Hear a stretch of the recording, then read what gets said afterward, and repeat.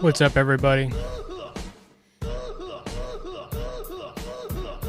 Let me get that fucking link out, baby.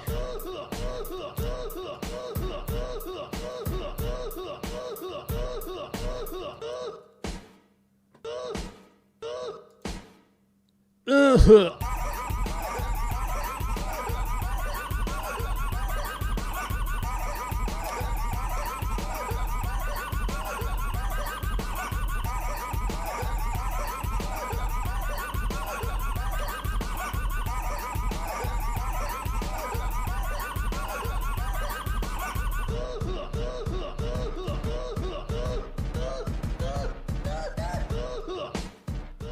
All right, we're doing polyamory today.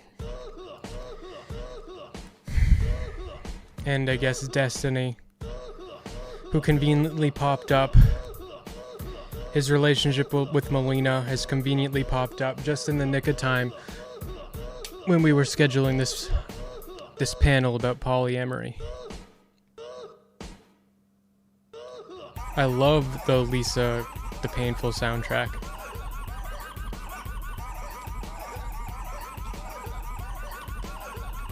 I love it.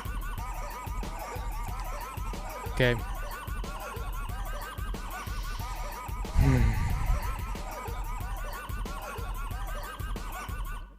Yeah. Hey. Okay. So. Great game. Pretty good game. Enjoyed watching other people play it more than playing it myself, but yeah, bless up, baby. Okay, so Melina has stated she doesn't want to talk about, and she doesn't want her relationship and the drama they're in her marriage, and the alleged divorce or not, or drama revolving her personal life, which is private, to be talked about publicly. This information has been leaked by Destiny, and I'm not really interested too much. I'm not really interested in speculating about their relationship, or in the context of polyamory. I'm willing to speculate on the fact that Destiny leaked information and didn't respect her privacy and wishes, and is saying he's talking shit about her and talking shit about this guy she's with. I can talk about that, but I don't really want to talk about their relationship. I don't know. What's up? What's up, Conservative? What's up, Fargo? Smash that like button, says Fargo. Yeah, I guess so, baby. Yeah, to control in there. Yeah, it's like he's getting ahead of the game, and he's embarrassing himself, and everybody's dogging on him.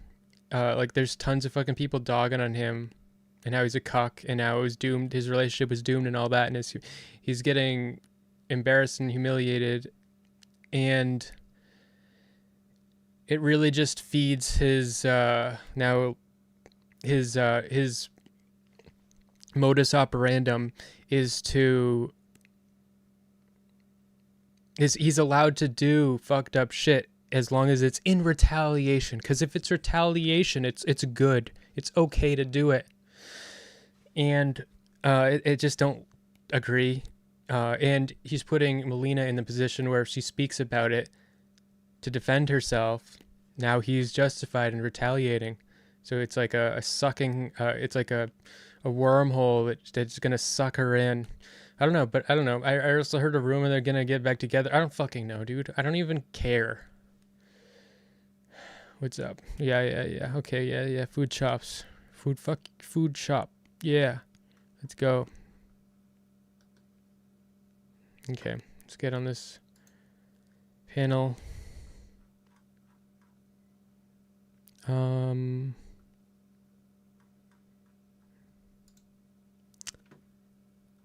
Down here. Yo, where do I go? I'm live. Waiting room. Okay, waiting room in this Discord. Oh, I see. I'm in a waiting room.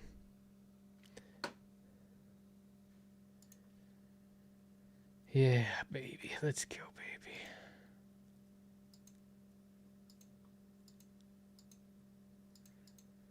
So, we've got some polyamory fans in here. I'm definitely not a polyamory fan. I have a lot to say about polyamory. I think it's almost always doomed.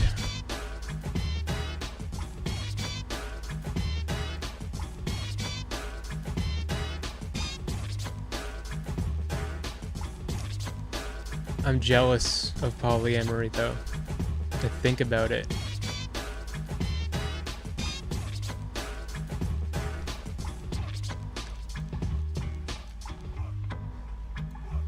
I am in the waiting room. Biznatch.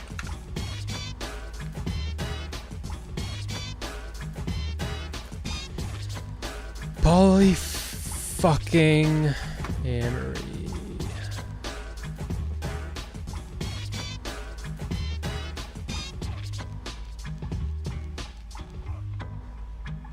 I'm not in the waiting room. Where the fuck am I'm in the wrong person's waiting room.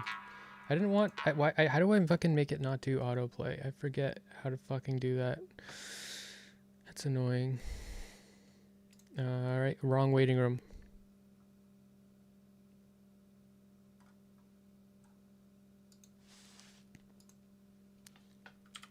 Link me.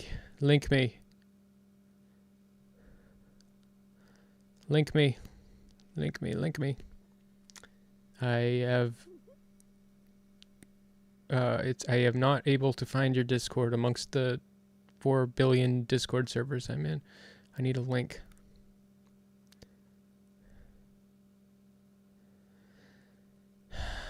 I found it.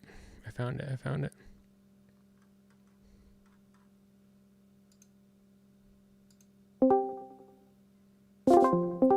It's hard to be poly when you're not in a relationship. Like even one to start with. No, I think that works. Okay. Now, where is Alex?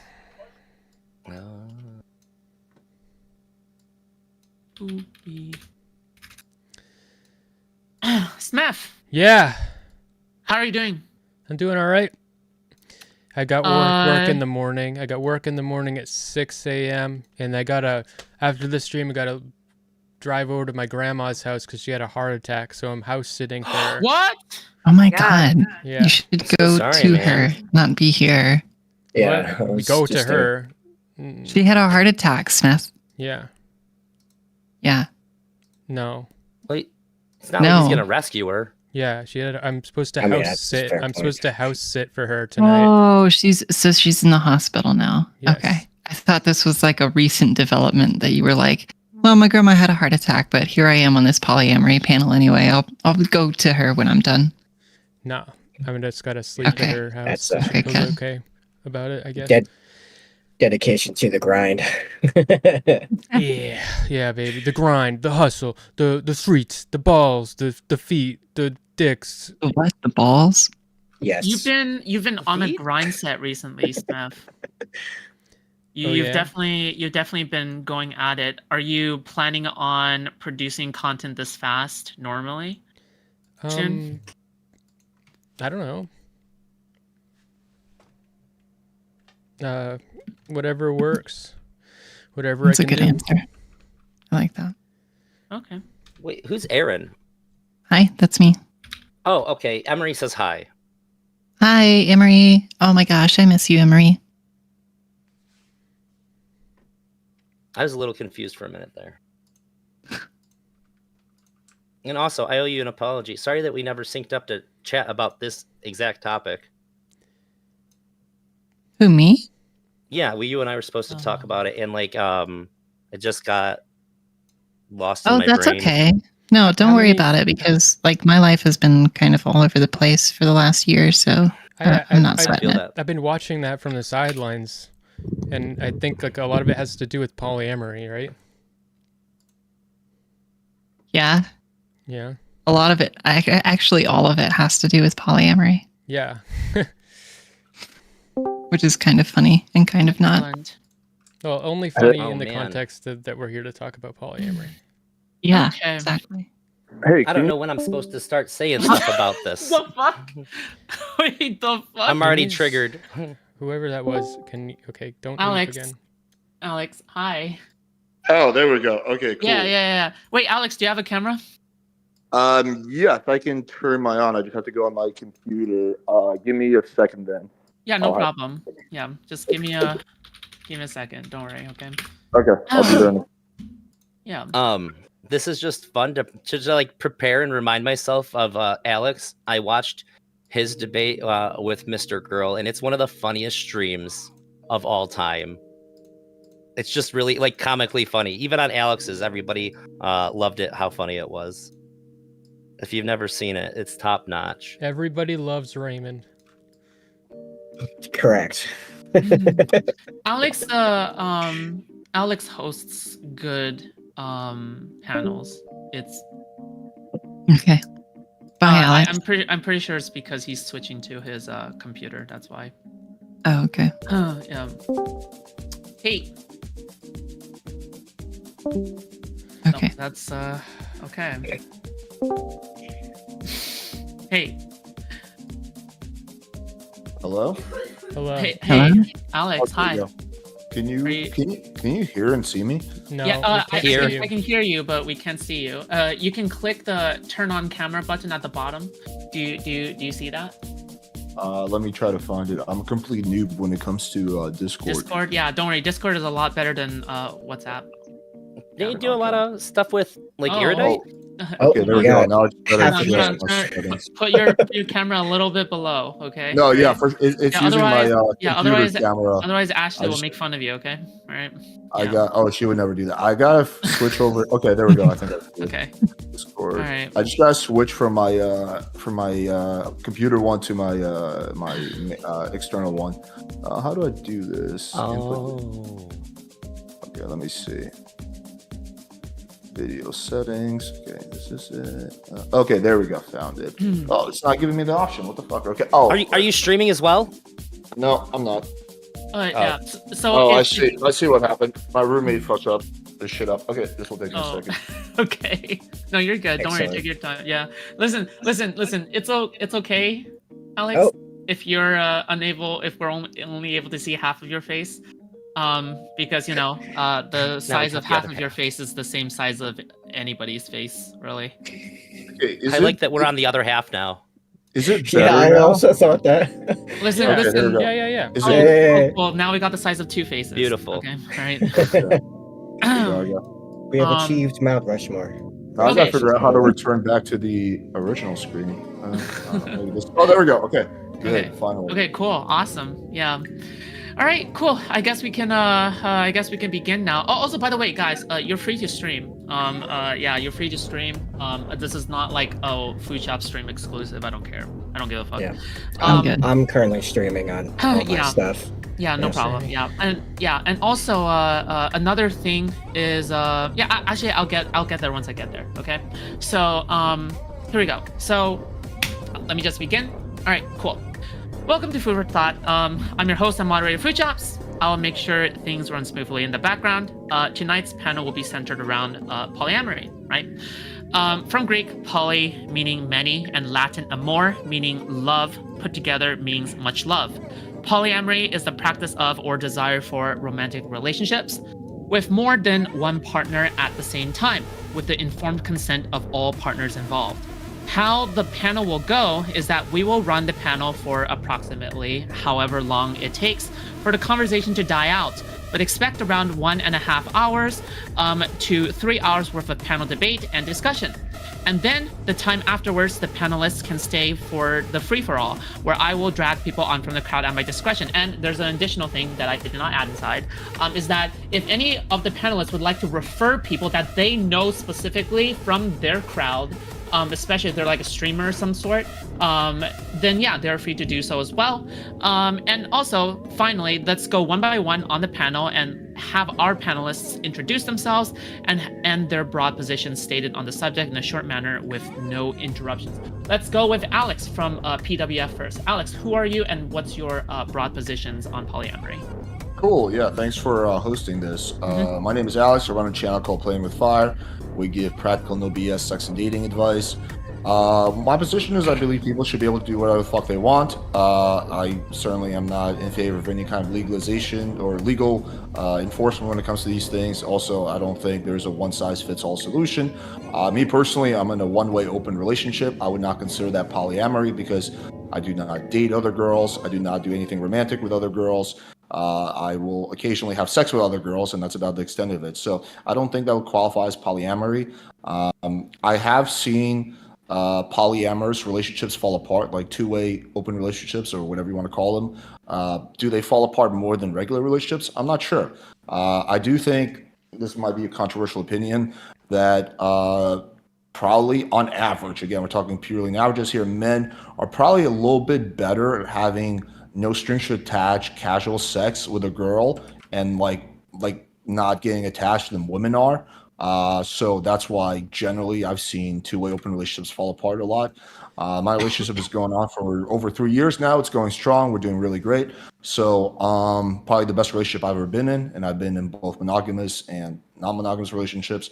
But yeah, I mean, again, I think that there's no one-size-fits-all solution. It's kind of like exercise. Some people do better with weightlifting. Some people prefer running. Some people prefer swimming. There's no like one exercise is superior to all.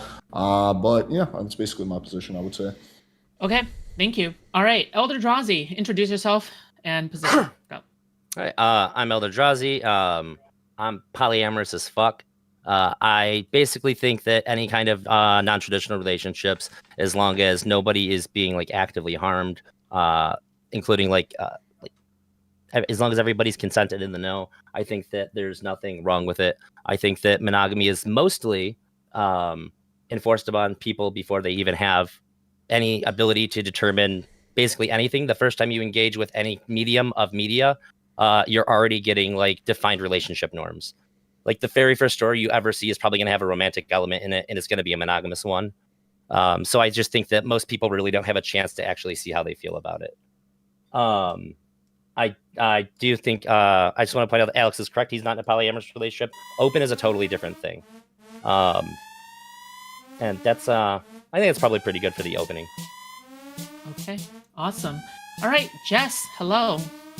Hello, I'm Jess. I do have a channel where I sing stuff, but I normally don't do discussions or debates or anything like that. I'm polyamorous, and I have been for over 15 years, so I'm pretty pro-poly. As far as, like, what I think for other people, I think they can be monogamous or polyamorous or whatever, as long as they're being open and honest with everybody involved, and that, you know, relationship styles, what's going to work for each individual just varies depending on individual personality. So cool, thank you. All right, Leaf. Hello, my name is Erin. I'm a trans content creator that talks to other trans people, covers trans news and stuff like that. I've had a little bit of experience with polyamory. I'm currently in a polyamorous relationship with 2 other people. It's my first real attempt at it. It's going okay. I think it's definitely something that has a lot of nuance to it. So, yeah, that's pretty much where I stand on it. Okay, awesome. Smeth. It scares me, and I don't like it.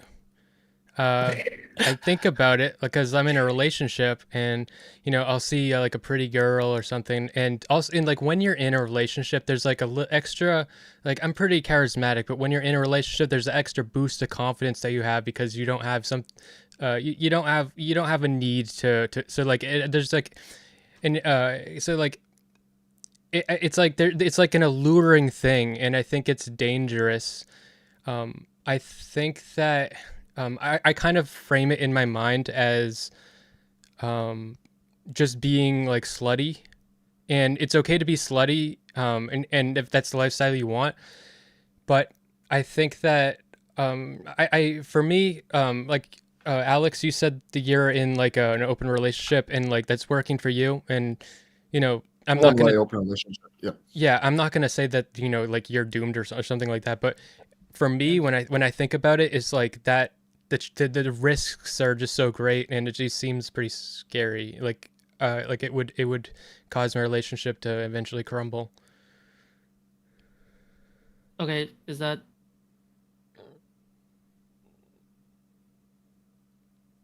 Thank you, Smith. What else do you want from me? Your opening statement. Okay. All right. Okay. IKEA. I mean table. All right. Yeah. Hey, I'm basically tabletop, or table for short. I'm a near microscopic streamer that paints nearly microscopic things. And lately I've been pushing more and more into the political and discussion sphere, as I spend most of my off time doing that anyway. So, as for poly, my last relationship over its 9 years went from monogamous to open to poly and back for. Actually, I think it actually started basically poly. Yeah, I think it was basically poly from day one. Then it went to open, and it was close a little bit back and forth. It everything at one point or another. And yeah, I would say if you have the character capability and communication skills, you can absolutely do it if that's your desire. The question is, do you have that skill set? Oh, okay. By skill set, you mean like tabletop D&D skills? I'm kidding. Yes, Okay, yeah, exactly. Okay. All right. Okay. Listen, I know. Okay, so here's the thing. Before we start, I know that recently, even when I was planning it out, I didn't know how events would unfold. So as you guys may well know, Destiny has, and Melina, that has been an event as of late. Here's the thing. All right, I'm actually not gonna restrict talking about that as in reference to the topic, because I'm not a cuck. Okay, all right. Okay. Someone's laughing at you. There's someone's laughing at you. Razi. Oh, that's so weird. It's not showing up on my OBS that it's picking it up. That's my roommate. He's just loud as fuck. I'll mute myself. Go ahead. No, it's perfect. Oh, okay. Don't worry. All right. It's okay. So here's the thing. Okay, is that I think that if you're gonna be talking about it, I just ask you to be respectful. That's it. Use your common sense. And don't just go around and go like, oh, whore, ugly bitch. Oh! No, just be like, okay, in respect to this issue, and I think that we can bring this up as a good example, blah blah blah blah blah, right? Just be respectful, and that's it. And if I feel like you're going too far as the moderator, I'll be the judge of that, And with that, I'll just bring us to the first subtopic or question. Society's perception of polyamory generally tends to lean towards a more negative angle. Do you think that this perception is justified or warranted, or do you think that this is overblown or misrepresented? Why or why not? Begin. I watched your tabloid thing about the Destiny thing. I didn't like it. It made me uncomfortable. Food shops. Do we go in order to answer that or anything? I don't know how this works. Just the moderator. I can't. You can't. Oh, okay. Just pretend I'm not here. I can't do it. Okay, I didn't know who I was supposed to ask. The public perception is completely fucking irrelevant because if you haven't, nobody knows what it is unless they've experienced it. People who are like, well, polyamory is like a bad. Like, if you say polyamory is good, that means you've done it and you've had a good experience. You know somebody who has. If you say it's bad, 10-1, you probably don't know anything about it. And if you otherwise think it's bad, it's because you know somebody who had a bad experience with it. If we talk about somebody who has like an open or a polyamorous relationship failing, go like, see, it can't work. Okay, so then I can use any divorce or any breakup, no matter how bad and messy it is, and say like, well, see, look, it doesn't work. Monogamous people kill their ex-spouses way more often than polyamorous people do. You know how I know that? They got numbers on their side. And if they were polyamorous, that would be in the fucking news article for sure. You don't hear about that shit. So people don't have any idea what they're talking about. I do agree with Elder. Public perception is irrelevant. There's a bunch of people who believe all kinds of dumb shit. There's about, what was it, 50 to 100 million Americans who believe the election was stolen based on nothing. There's, for example, a bunch of people who believe that, for example, eating bread and milk is good for you, and that eating too much meat is bad, that testosterone makes you aggressive. There's all kinds of people who believe all kinds of dumb shit. So I never really cared about public perception. I think it should be irrelevant to the way you live your life. You should live your life based on what you think is right, based on either research or experiences or even experiences with your friends. But public perception is the very, very, very last thing that you should ever focus on. And yeah, I mean, is it justified? Probably not. I don't know. I haven't really looked into data on this.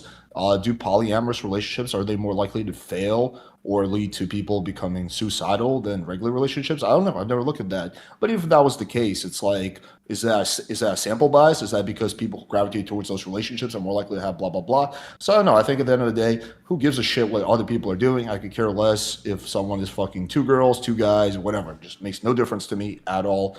To me, it's the least interesting thing ever, which is what other people are doing with their private life, as long as no one's being harmed and everyone's over 18. Yeah, I agree with that. Well, like if you find something that works for you and it works for your partner or partners, that's all that really should matter, is you and your partner's own happiness. I'm the only one here that's anti-polyamory here. I'm the only one. I thought you were on the bridge. I thought you were like on the fence. On the bridge. What the fuck? No. Last time you talked to me, I was against it. Then I was like, oh, maybe, but no. I think that there are upsides and downsides. What the fuck's your problem? There's upsides and downsides to monogamy, and there are upsides and downsides to polyamory. And I think that so it's fine. I think it's fine to do polyamory and stuff, but I just think it is a low commitment. Like it is like being a teenager or being like, I just think that if you are still in poly relationships and you're like 50 and stuff, like your life is going to be in a state of chaos and it'll be like hellish. It's actually the other way. It's actually the other way around. You have to have more commitment because you're actually doing stuff with other people and then coming back to your original or originals or, whatever. I could see it both ways in terms of what he said, but my question being, in your opening statement, you said that you find elements of polyamory scary. I guess I'm curious, what specifically do you find scary about it?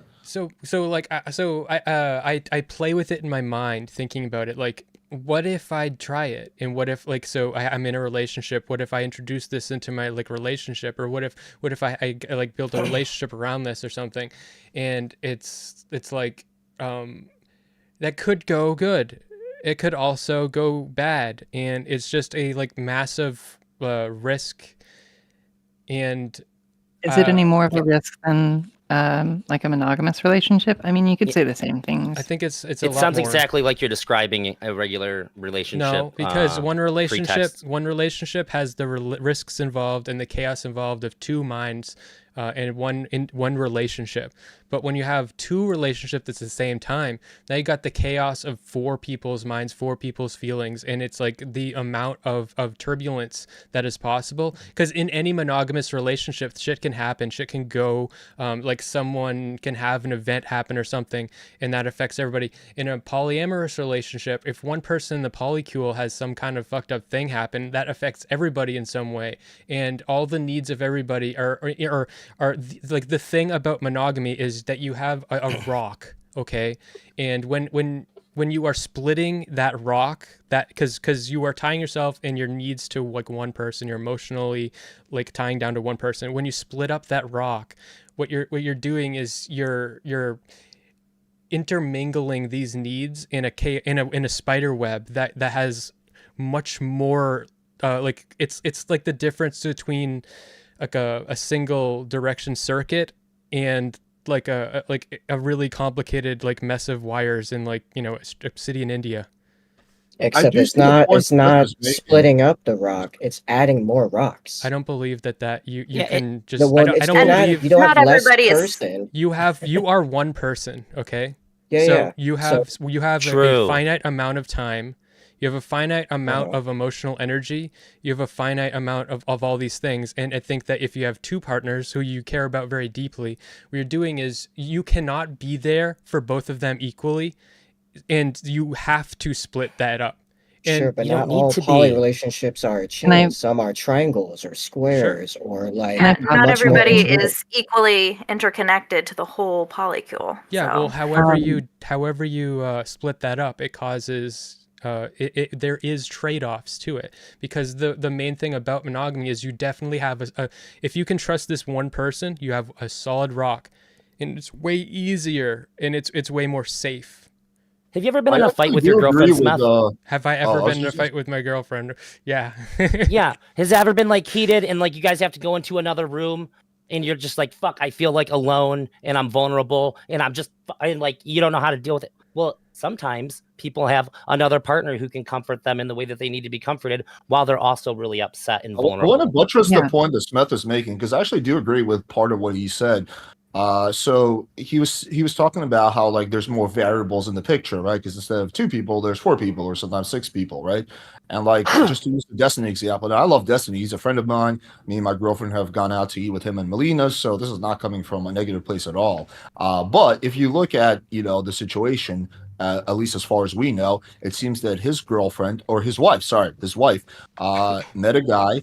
And then that guy turned out to be all kinds of cray-cray and basically messed things up. Right now, part of the responsibility is definitely on Melina's end. There's no denying that. But that seems like that was an extra variable that fucked up the relationship, right? And I think the point he's making is like, well, you have all these additional variables, right? You may trust your own, judgment when it comes to picking partners, but how well do you trust your partner's judgment? Well, you probably trust it to some extent, but I'm sure Destiny trusted Melina to a very high extent, right? But she, I guess, picked the wrong partner, right? This person seems very, very crazy from the descriptions that were written. Yeah, I don't It want. seems How more. is this a poly problem? Wait, I don't It want. Yeah, this isn't it any seems more relationship an problem. indication of problems with Destiny and Melina, though. Like, if she was gonna leave him for somebody, then like it wouldn't matter if like they were poly or monogamous.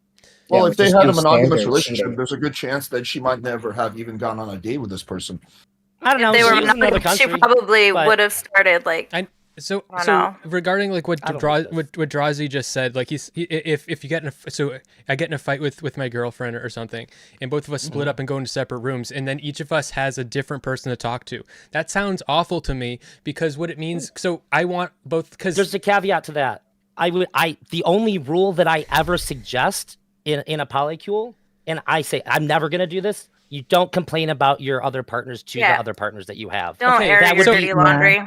Okay, I so won't do I guess that like I you can need still to be comforted, have though. that rule in mind, but still being comforted regardless. So what that means is Yeah. you do not have a great incentive to actually figure out how to communicate effectively with your partner, so that you don't have these breakdowns, and you will build a family system in which you rely on the other person when you have a breakdown of communication within this relationship. So it's okay that my relationship with you is fucked up and we're going to keep having this problem, because every time this happens, I'm going to go off with this person and they're going to make me feel better. So you don't Just actually. because you're taking time to cool down, though, doesn't mean that you're completely ignoring or avoiding communicating with the. No, what I'm like, saying is we have a conflict, and we're not, the only reason we're not going to to face the conflict head on and or try to solve it or find a way to live with it is because every time we have this conflict and we feel miserable, I'm just going to go to this other person to get my needs met, because fuck you. That's like an No, that's abandoned silly. To one. get your needs met. It's more akin to like if you're a monogamous person and you've had an argument and you need time to you just need time away from them, you need to cool down, and you go out with friends and you go to a bar or do whatever, or hang out, watch some movies, have some girl time. I don't know. Yeah, but it's not friends, because it's like a rock. So you're going to someone else who can give you the important thing that you get from this other person. So when I'm fighting with you, it doesn't matter. I haven't lost anything because I still have someone else. So it doesn't matter. Fuck you.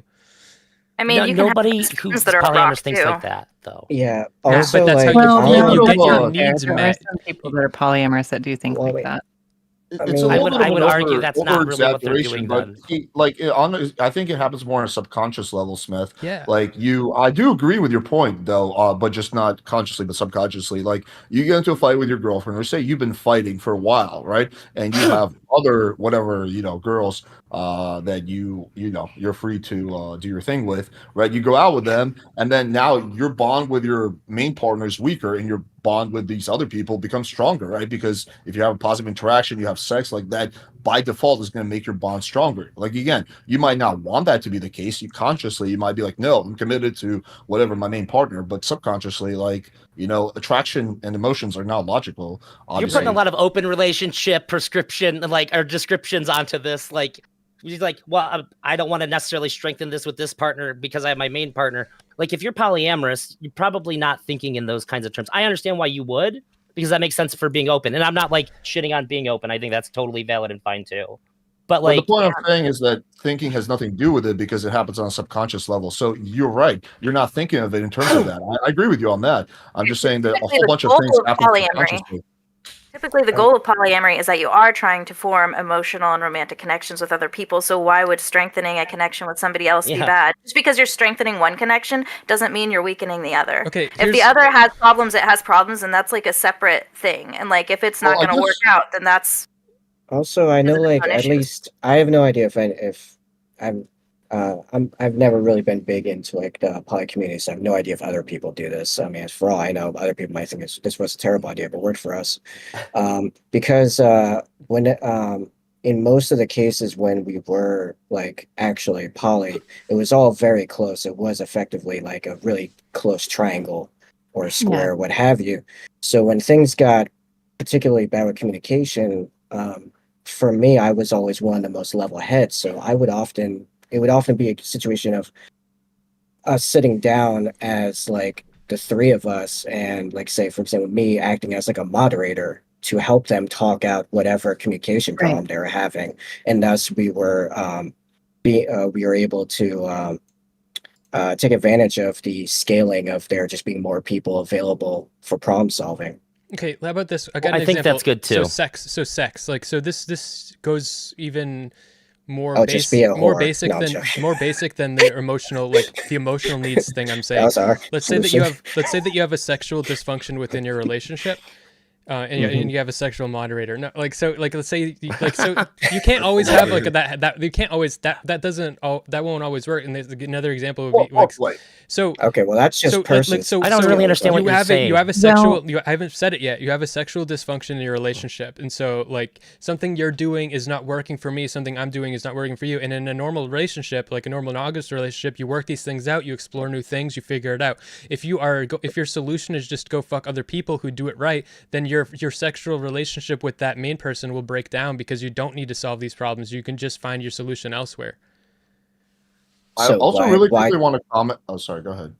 So what, like in this hypothetical, then, like, what was your reason for connecting with the first person in the first place? If it was just sex that was holding it together, it wasn't. That's not what my hypothetical. Okay, was. then it shouldn't actually like put the relationship at that much risk. Then. So losing sex doesn't cause a harm to your relationship, is what you're saying? It doesn't have to. Okay, yeah. I think it does. I think it's definitionally a harm to have a dysfunction of sex in your relationship. Okay. I'll let Leaf and Just say, but afterwards I'm gonna I gotta say stuff before my brain explodes. So I've got a lot of personal experience with sexual dysfunction in my relationship simply because I am kind of discovering that I'm like asexual almost.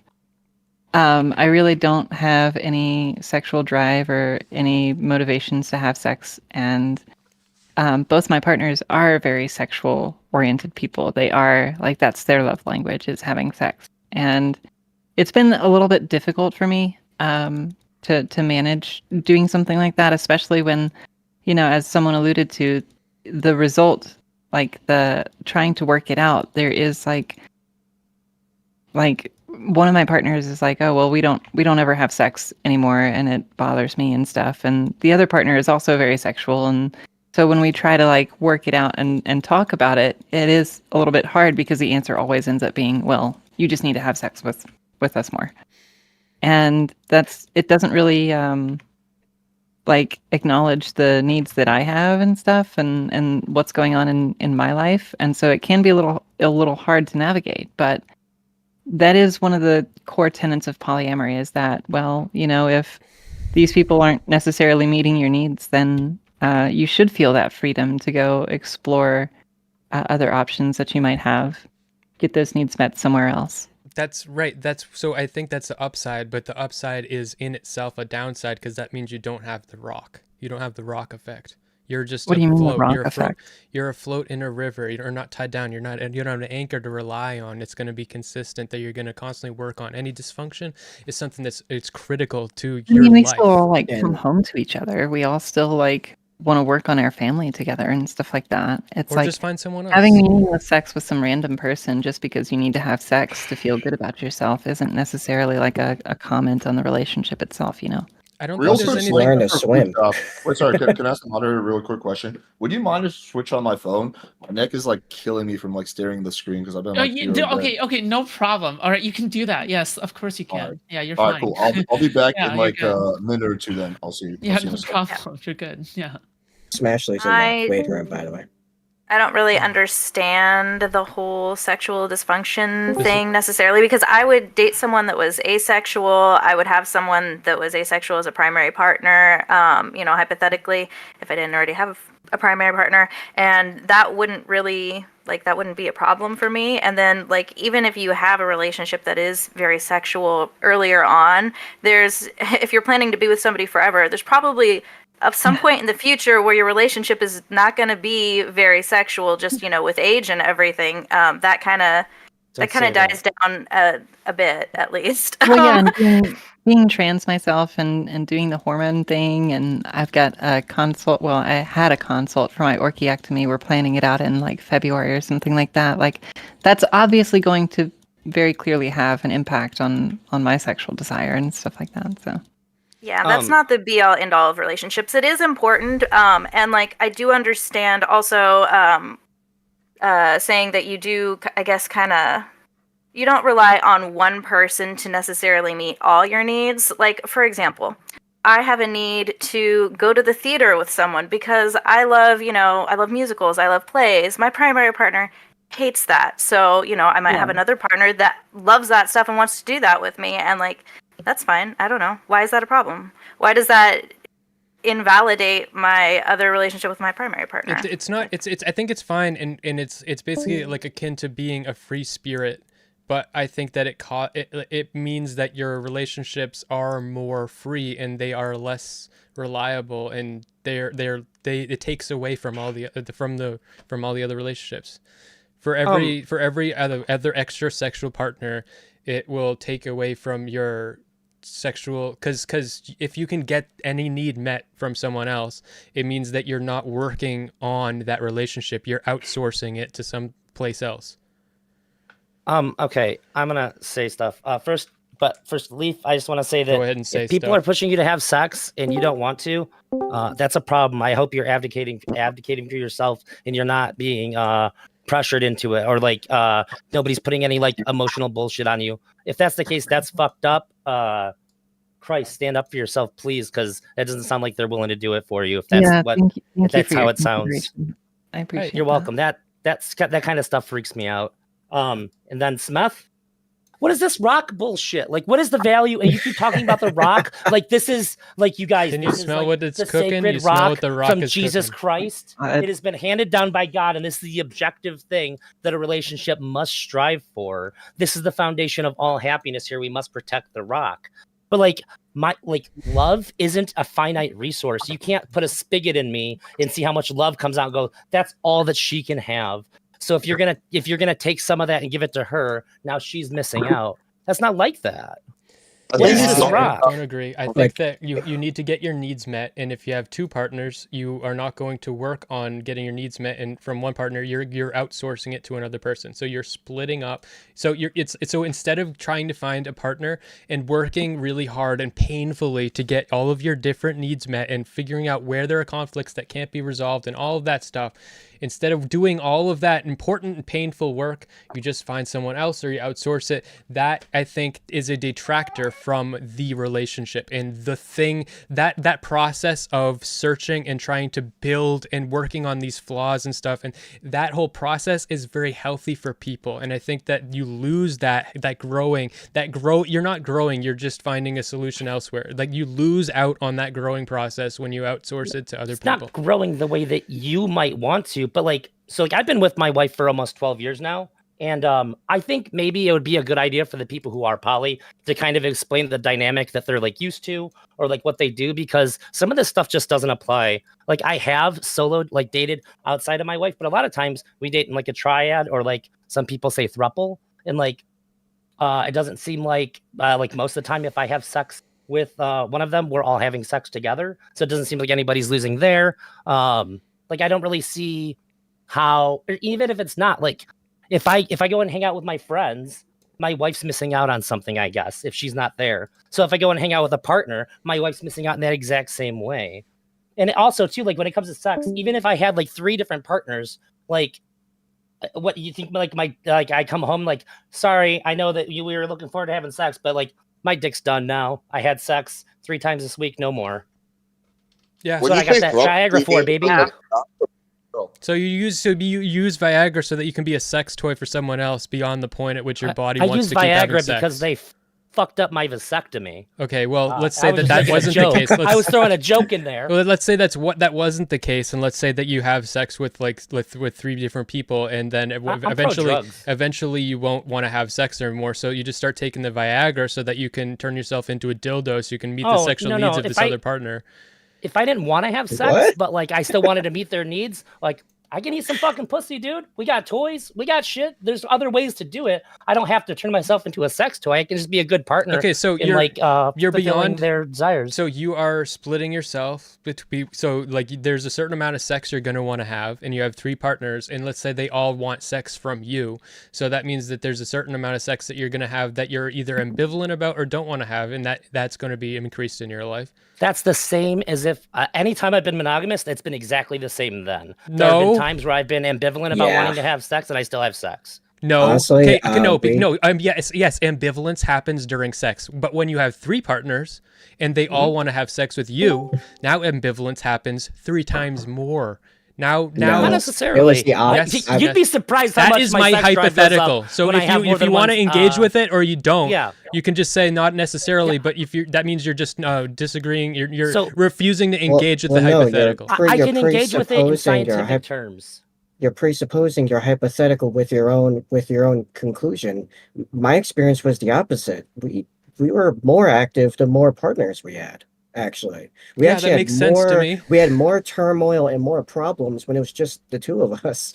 Then that is something that you are deprived. That ability to grow and figure that out is something you're depriving yourself of having. So I think that so you continue that lifestyle, I think that like 10 years from now, you will have grown less than someone who had a monogamous relationship. No, maybe you're depriving yourself of growing with more people. By being monogamous. Or I'm just torturing myself unnecessarily. That could be the other option. Growing is painful. The thing in your brain that makes you desire sex and that makes sex feels better actually gets lit up more when you have more than one partner.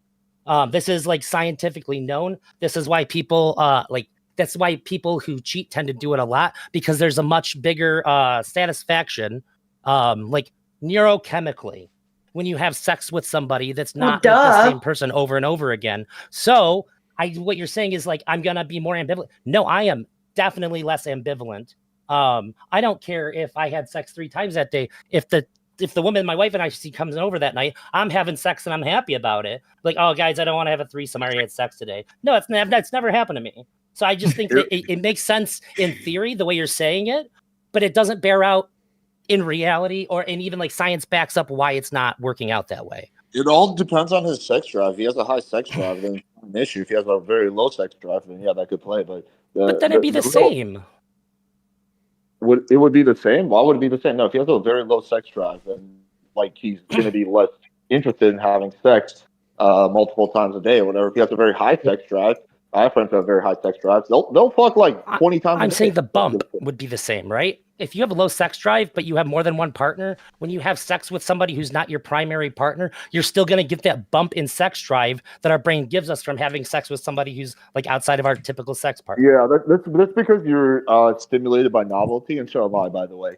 So I say I don't say that's a thing, but that doesn't not make it everyone. less true.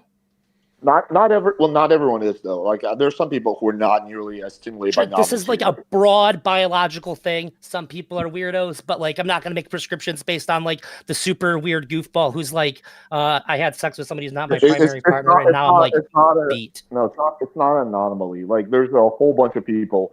It's not like 1% or 5%. They're just not really that stimulated by novelty. They might be stimulated by it a little bit, but not nearly as much as, for example, you and I would be. And there's some people who are probably stimulated by novelty even more than you and I are, right? It just really has to do with your brain chemistry. Like, for example, why is it that some people... It's not the idea of novelty, though.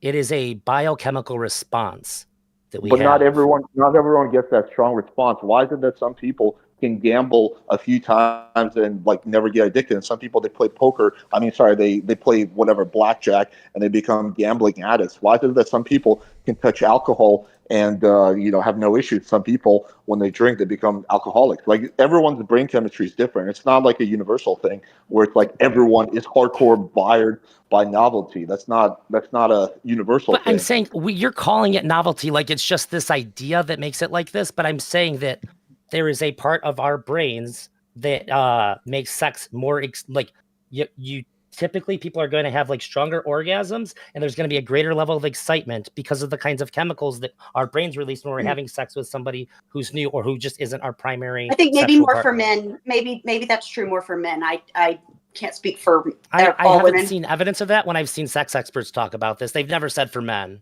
So but anyways, maybe. Finishing my that thought. Even apply. Oh, sorry. Go ahead. My thought is that for me, typically, and then I know this is anecdotal, but for every woman that I've ever talked to, for the most, I can't even think of one that hasn't agreed with me on this, and I've talked to a lot of women, the more that you have sex with the same person and the more comfortable that you become, the stronger the orgasm. Because for women, a lot of sex is mental as well as physical, but to get in that mental headspace with somebody, it does tend to take time.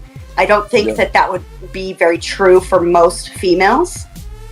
What you're describing as being with women, I experience too, and I think that it's just something men are completely unaware of because I think men just find it easier to have sex without ever thinking about that, but I think it still exists for men. There's probably a pretty big difference in the variance between women that choose to have multiple partners than the women that you're talking to probably don't. Repeat that? I said you're probably going to see a bigger swing towards women that are more in line with what I'm talking about, who are the ones who are choosing to have multiple sexual partners. Which is a small percent, or that's a small percentage of women. A very small percentage of. That wouldn't even apply to me. It's a small percentage of people. Like I thought you said that it was biochemical for everyone. Like a small percentage of people that are polyamorous. Oh, so it's biochemical for a small percentage of people. Got you. That makes more sense. No. I'm saying that you're probably going to see this. You're saying that the sex is better the longer that, like, the more you have time and comfort, all that. Sure, but you're still getting those brain chemicals when you have some sex with somebody who's new. Yeah, everyone does, right? But you were specifically saying with new partners. I'm saying they disagree.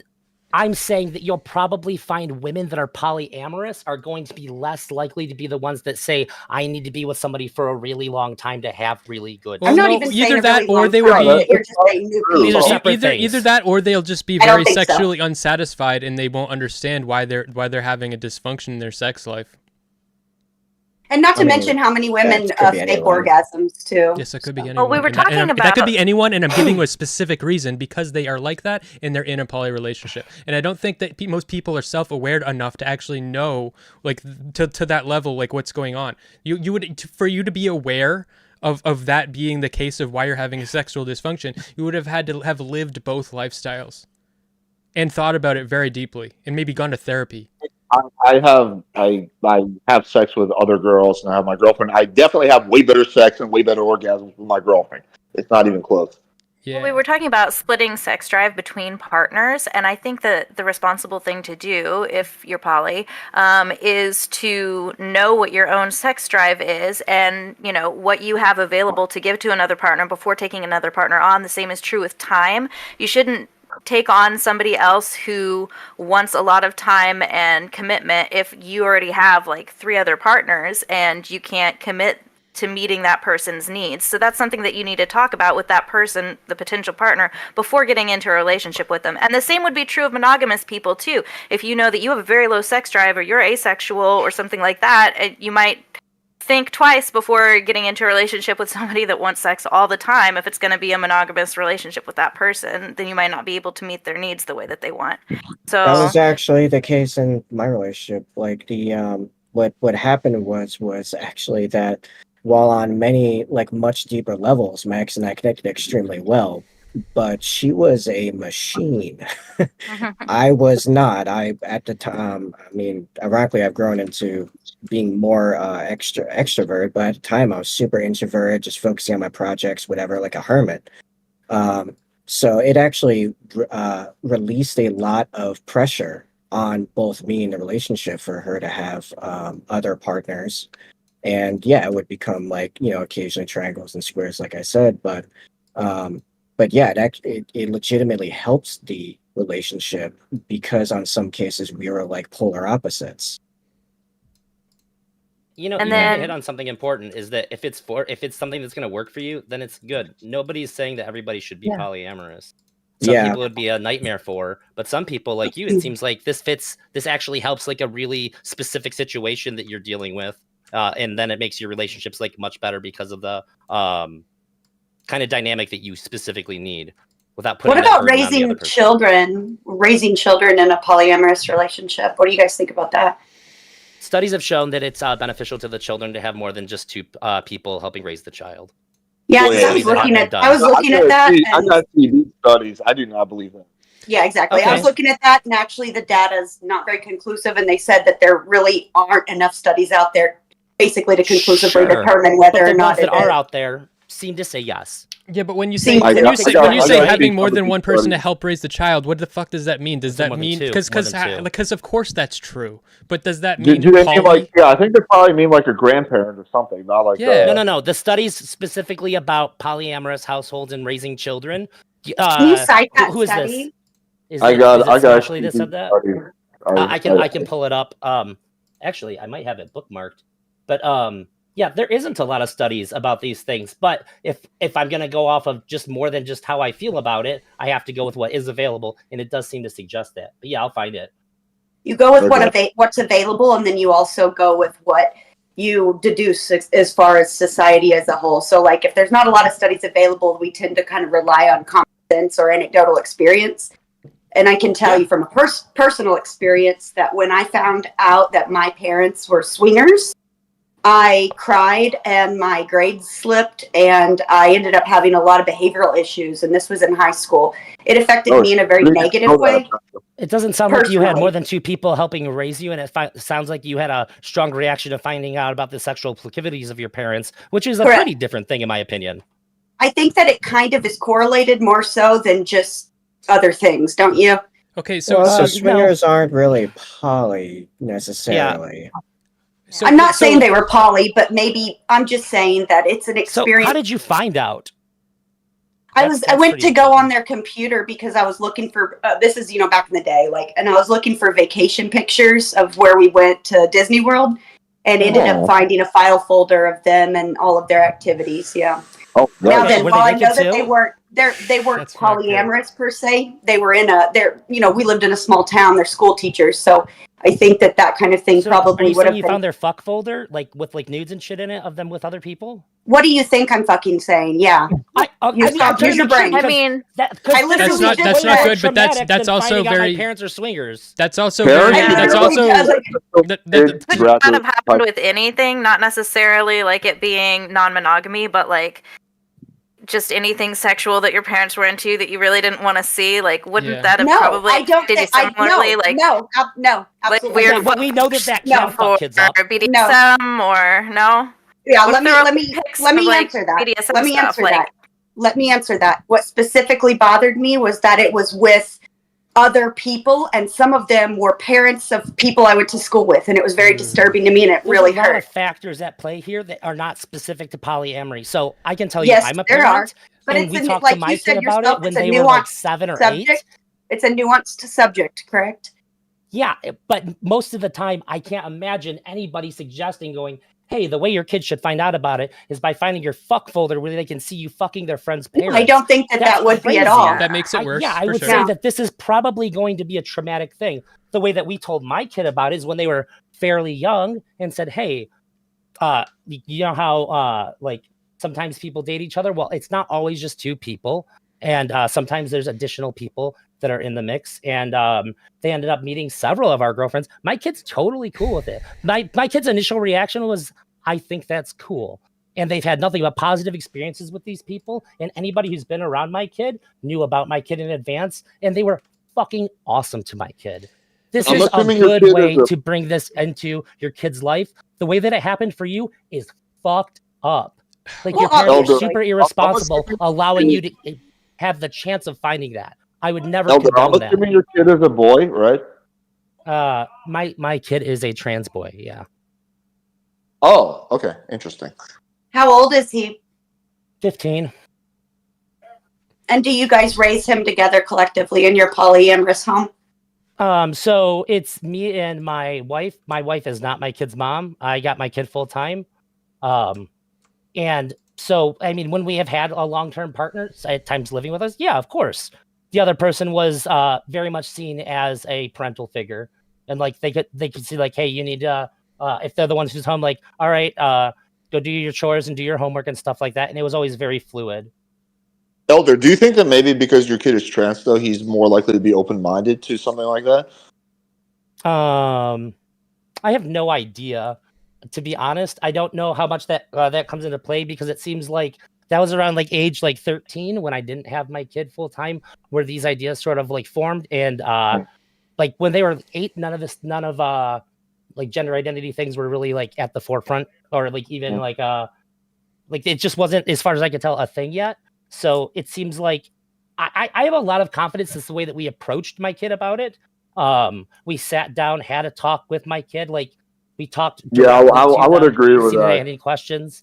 Yeah, I would agree with that. The approach probably plays a huge role. I would also venture to say that gender probably plays at least somewhat of a role. I think that for boys, like it's like, oh yeah, dad has multiple girls that he fucks. It's like sounds pretty cool almost. Versus for a girl, I don't know, they might take a different spin on that, especially if. Well, I think when he says trans boy, like this was a biologically born female. Is that correct? Yes, correct.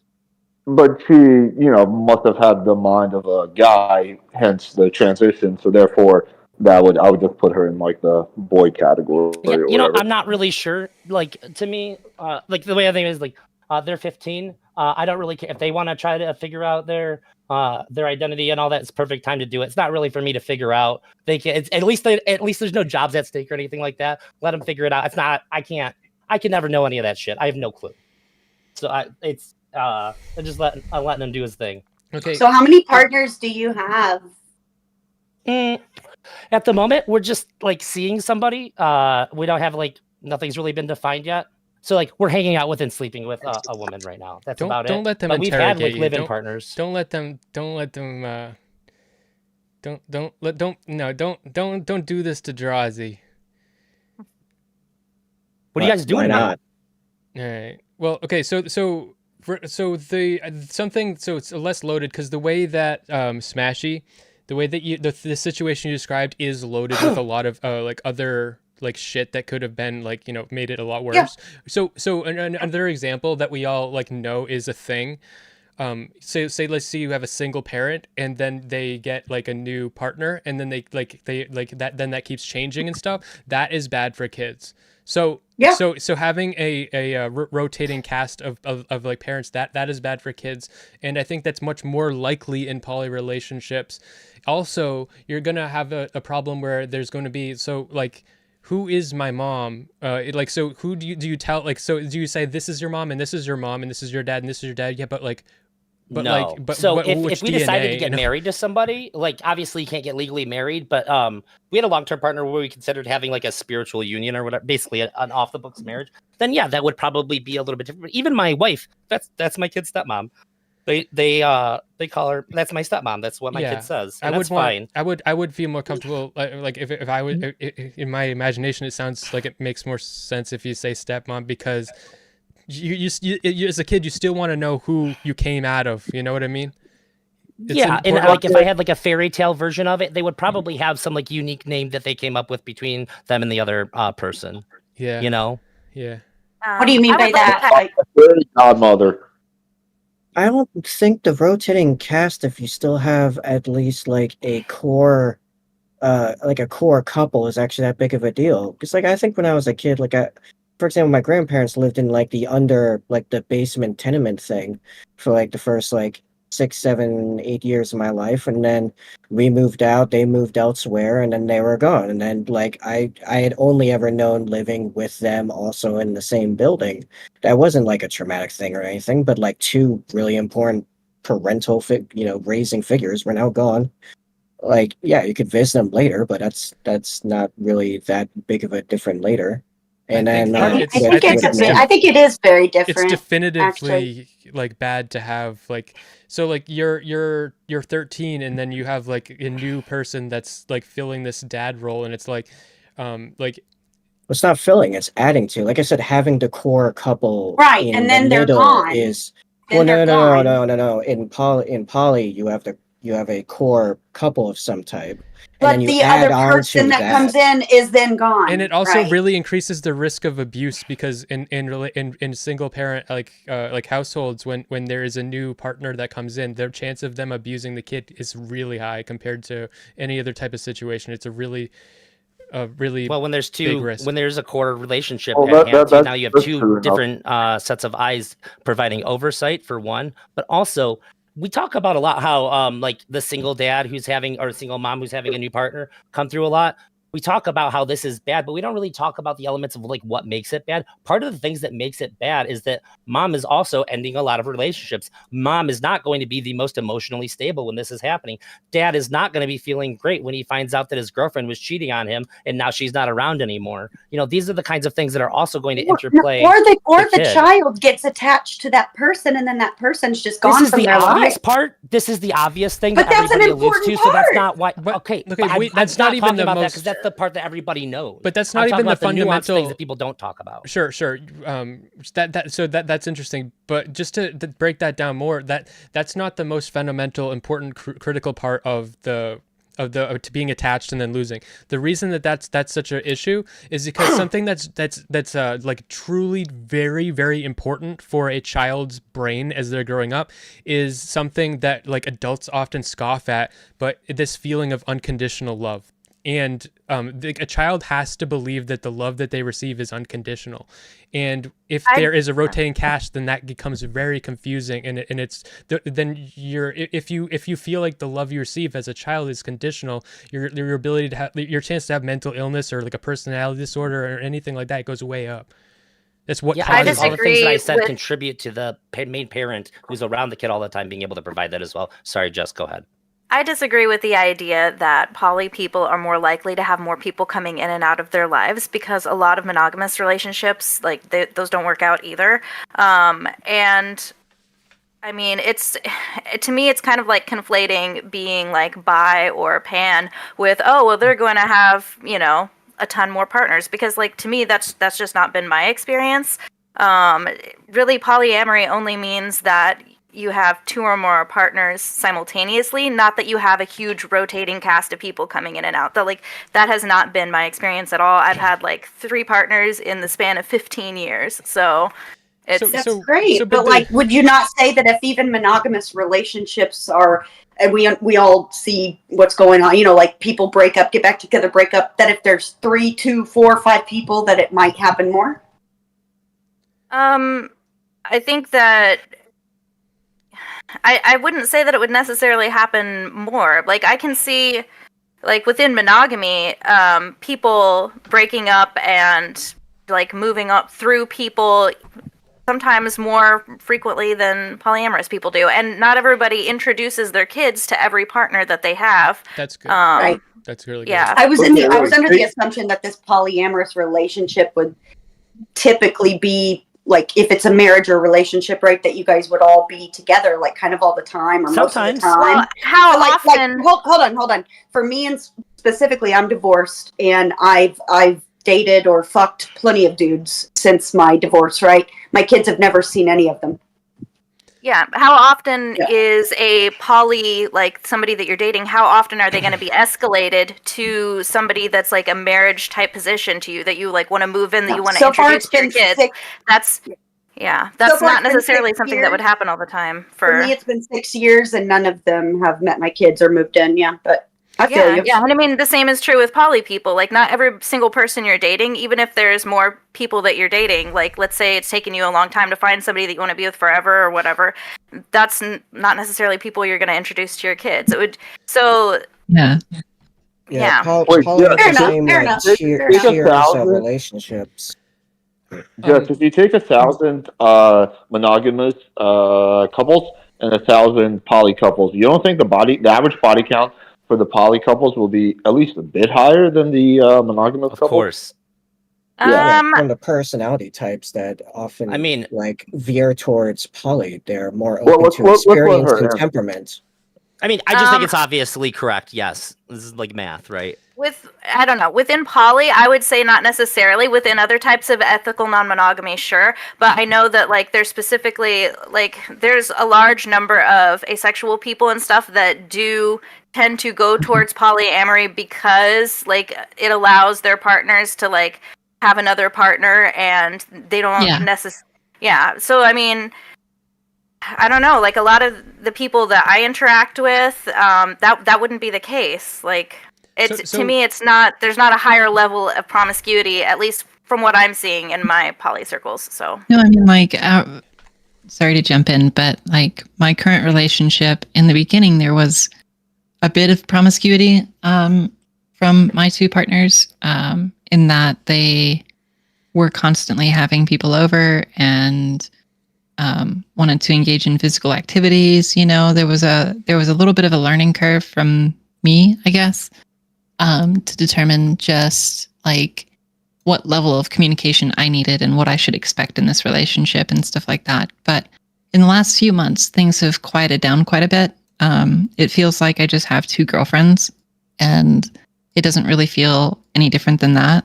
Like we're all kind of together. We're all trying to strive for the same goals and stuff like that. You know, just like, I mean, my partners have projects that they've needed to work on. One of my partners has been needing to go to the dentist for a long time. Another one of my partners really wants to get into like producing music and stuff like that. And it's just about, for me anyway, it's not at all about the sex anymore. It's more about, I love these two people. I want to help them achieve their goals. What can I do to do that? And yeah. And it seems to me like a lot of the negative stuff or the cons that people are bringing up, they're really conflating wanting to have lots and lots and lots of partners with polyamory, where that's not really what it means. It just means that you have one or more partner and they just happen to be simultaneous. It doesn't necessarily mean that you want to lead a very promiscuous lifestyle and have tons of partners all the time. Yeah. I do think that common sense would tell us that it's like probably more likely. Well, and I think so. There are a lot of there are a lot more. There are a lot of younger people that I see get into the polyamorous lifestyle, like 18, 19, 20 years old, that are like, oh, I'm polyamorous, I'm gender fluid, all that stuff. But like, I feel like a lot of times these people tend to turn to polyamory as kind of an out to not be dedicated to just one person. I think there are some polyamorous people that just say that they're polyamorous so that they can, enter a relationship with someone with that understanding that there are going to be other people in my life. There are going to be times that I want to have sex with other people. And some even just use it as an excuse for their promiscuity. And I don't think that at its root is what polyamory is about. I've been reading this book called More Than Two. It's by this polyamorous couple that have been together for a number of years, and there are some criticisms to be levied against the authors, from what I understand. But if you take it at its face value, I think there's a lot of really great things that you can learn, not just about like if you want to get into polyamory, but also about like how you should treat your partners in a monogamous relationship and the things that you should pay attention to in stuff like that. And I think that's been really great, really eye-opening, and I certainly recommend it to anyone listening. Would you link that in the chat? Wait, before we continue, looks like there's a question that came in. Wait, can before that question, can I just, because I want to loop back to the unconditional love thing really quick. Is that okay? Sure, yeah. Okay, so one of the things that has made me feel like pretty strongly that I don't like, I'm not open to the poly idea so much. I mean, I'm kind of open to it. Like, I think there's upsides and downsides, but the thing that scares me is that I think that when we are saying that I get this need from you and I get this need from you, then what we are saying is that our love is conditional. And I think it undermines the important thing about a relationship that is so healthy for us. Because do you believe that that you can have unconditional love for your partner? Like, do you have unconditional love for your your girlfriend? So that's the thing. Like, adults kind of like scoff at. I think that when you have a like monogamous relationship, you are saying that there are going to be things that suck, and we're going to work through it and figure it out. And sure, you can break it all down into conditionality, and you can say, but I think that most people, unless we're psychopaths, don't do that to a very high level. We most of us just have this boundary or this like bedrock layer of commitment, sort of, that underlies our love, that makes it an unconditional love kind of thing. And I think that unconditional love, even though we scoff at it and we say that all love is conditional, is fundamental to human psychology. And I think that that's what we need, and that's what we're looking for when we go into these long-term relationships with people. And that's what we wanted from our parents. And if our parents failed that, now we're fucked up. And that's what we look for in our partners, and our partners are always a reflection of our parents. There's a big difference between your parents and your partner. You would say you have unconditional love for your girlfriend. Okay, fair enough. What if your girlfriend cheats on you? Would you still love her the same?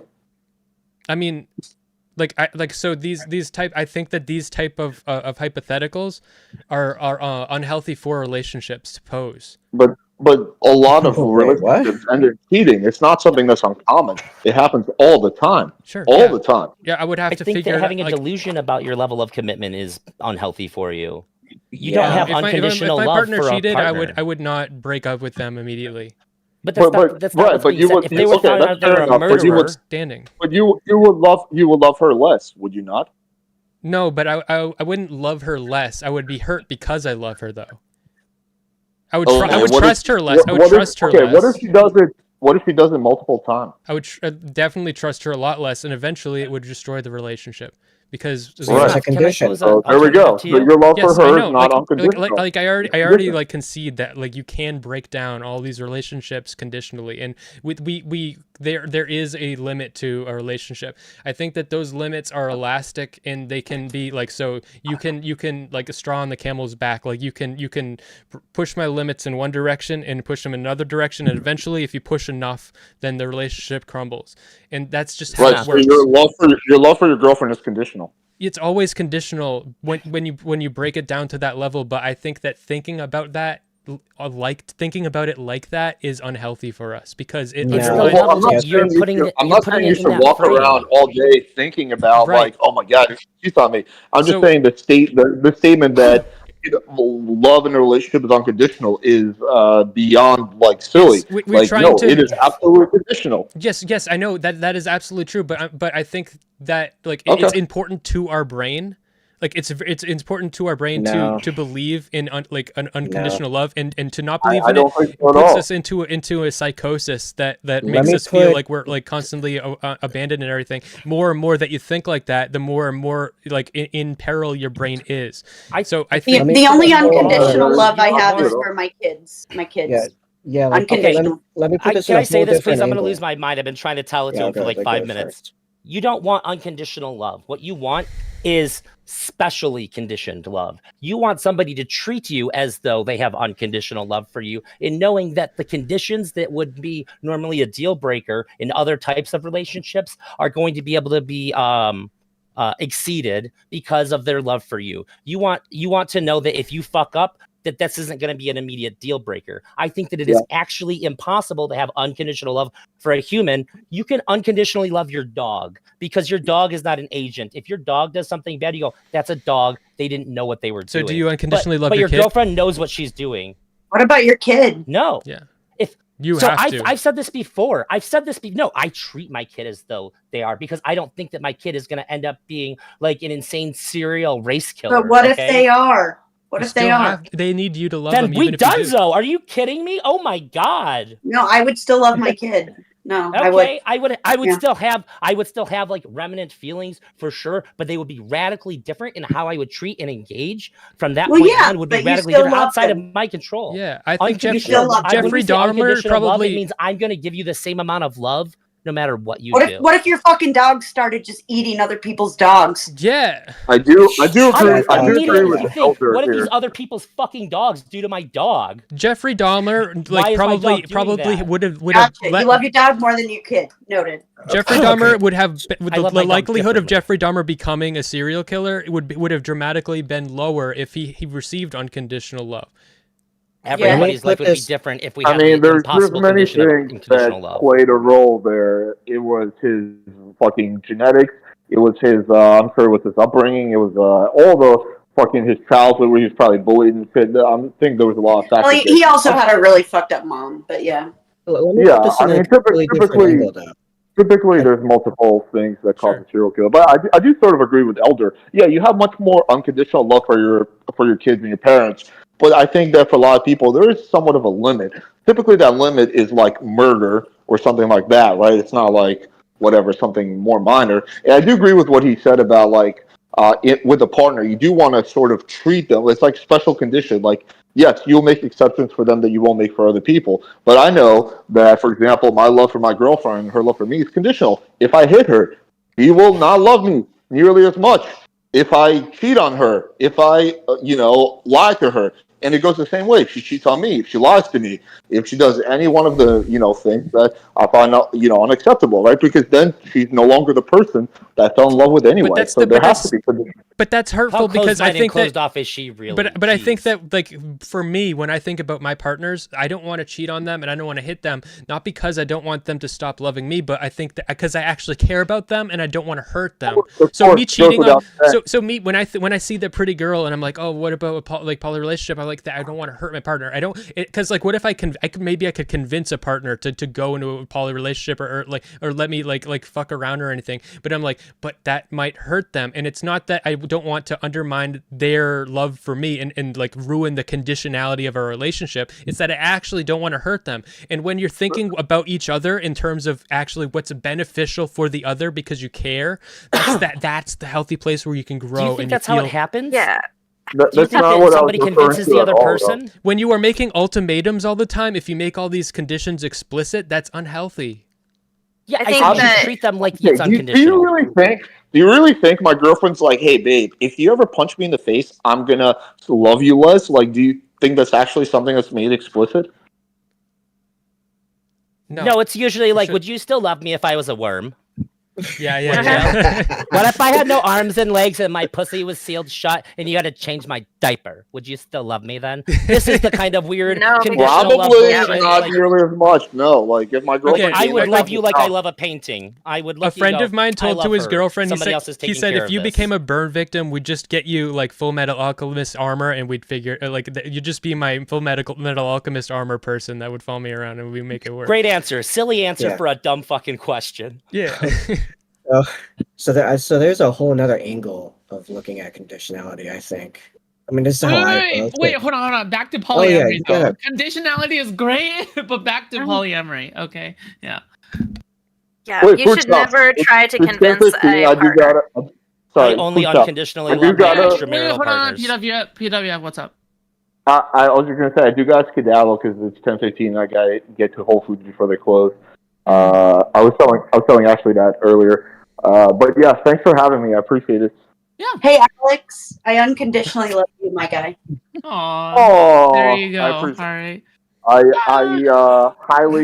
I semi-conditionally love you, but you know, it's Okay. special conditions. Jesus Christ. Nice meeting you. Special conditions. All right, have a good night, guys. Take it All easy. right. See you, Alex. Bye. Thank you. Never in my Right. life did I think I'd hear the hookup culture guy be like, peace out, guys. I got to make it to Whole Foods before they close. Like, it's fine. There's nothing wrong with that. It just fucked my head up for a minute. Well, Alex lives at Whole Foods. Seriously. that's for some really funny. reason, he has forgotten to leave, but it's okay because it's funny. Okay. All right. Okay. All right. Okay. There is a second question. So hold on. I'm actually Oh God. Okay. So there is an interesting question I actually want to sort of ask. Could there be legal recognition and rights for polyamorous unions or marriages? How should legal frameworks accommodate polyamorous relationships? I actually want to hear some There are some. because No. discuss. There are some already. I think it's North Carolina, I want to say. There's like parental rights for polyamorous people that have kids while they're like in a polycule. So like if you're in a triad and you're a guy and one of your partners gets pregnant, the other woman or guy in the relationship also has parental rights if that's like how your relationship unit is when the kid's born.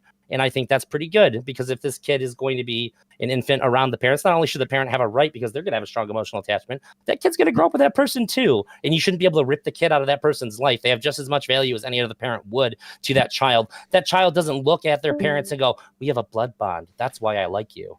That has nothing to do with it. A fluid bond, is that what it's called? I don't know. That's gross. Very different. That's a different thing entirely.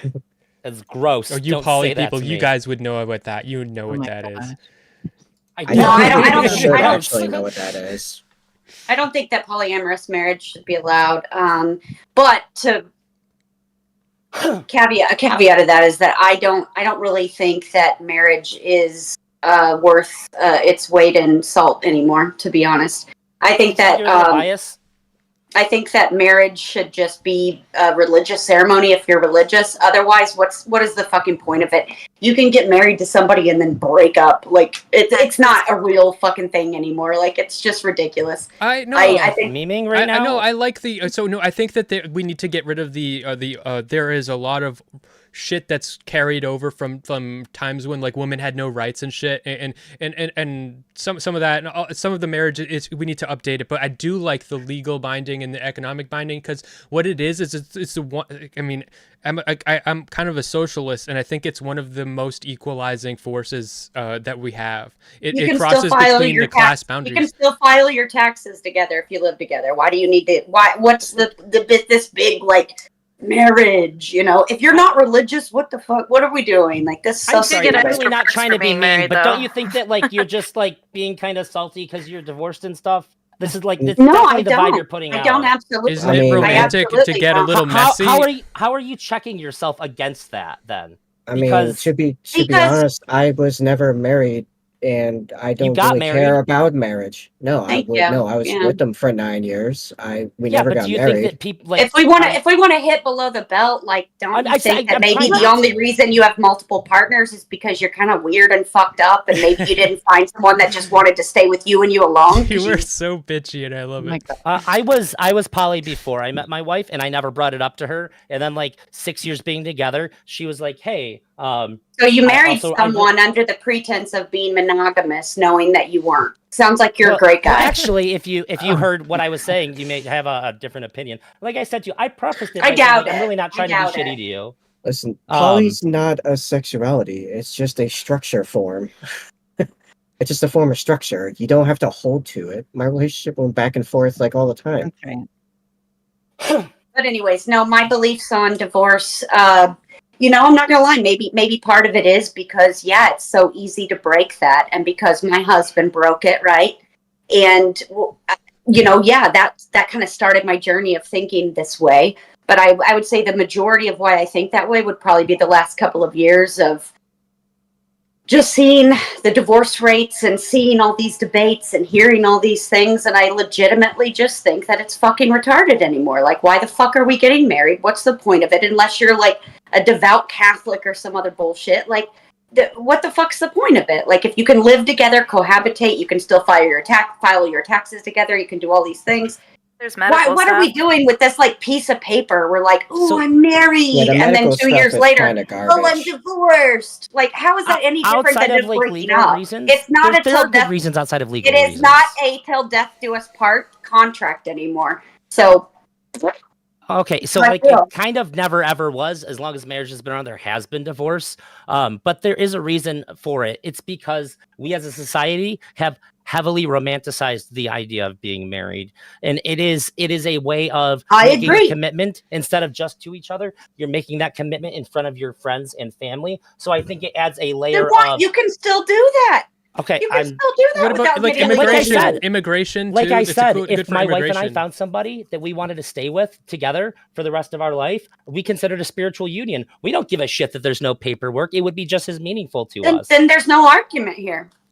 Sure, but I would still consider that to be getting married. I would just think that, like, cool, the state's not involved. I'm talking about a legal contract, so then we're on the same page. So then other reason then why would be for the legal protections. Yeah, for the same reason that gay people wanted to get married. Yeah, exactly. Like if I die, so that way, like, I just think marriage in and of itself anymore, unless it's a religious thing, is just I just don't get it anymore. Like, what's the point? If there's actually no repercussions, like real repercussions, did you get married because of God? No, and that's one of the reasons. Like I said, I can see why you say that, and that's what started my thinking this way. Exactly. I'm not religious. I'm not a Christian, so no, I did not.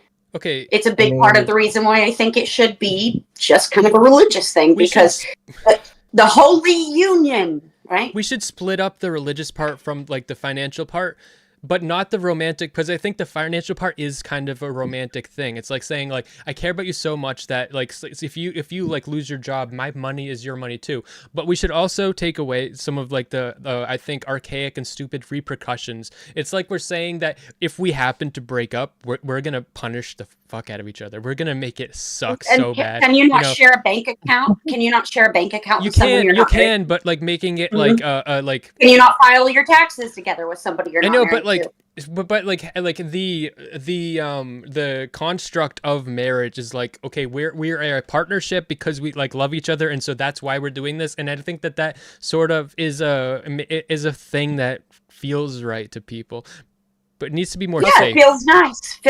Saying you'll be with somebody. Just thing, because then they throw it in our faces like they throw everything else in our faces, and fuck those fucking people. I don't want. Well, the only people that are doing it are like in this world. The only people that would be doing it would be very religious people. They have God and their church to answer to. Another reason to try to say that they're better than everybody else, causing more tension between rational thinking people and the religious. I don't know if I would believe that, but okay. I see where you're going with it. I think most of the legal protections, though, are like garbage at this point. I think most of them should just be literally just a paper you sign, like, okay, medical emergency, like same as your medical emergency contact. It's like, okay, you choose who's allowed to visit me in a medical situation type thing, for example, which is one of the main reasons the gays wanted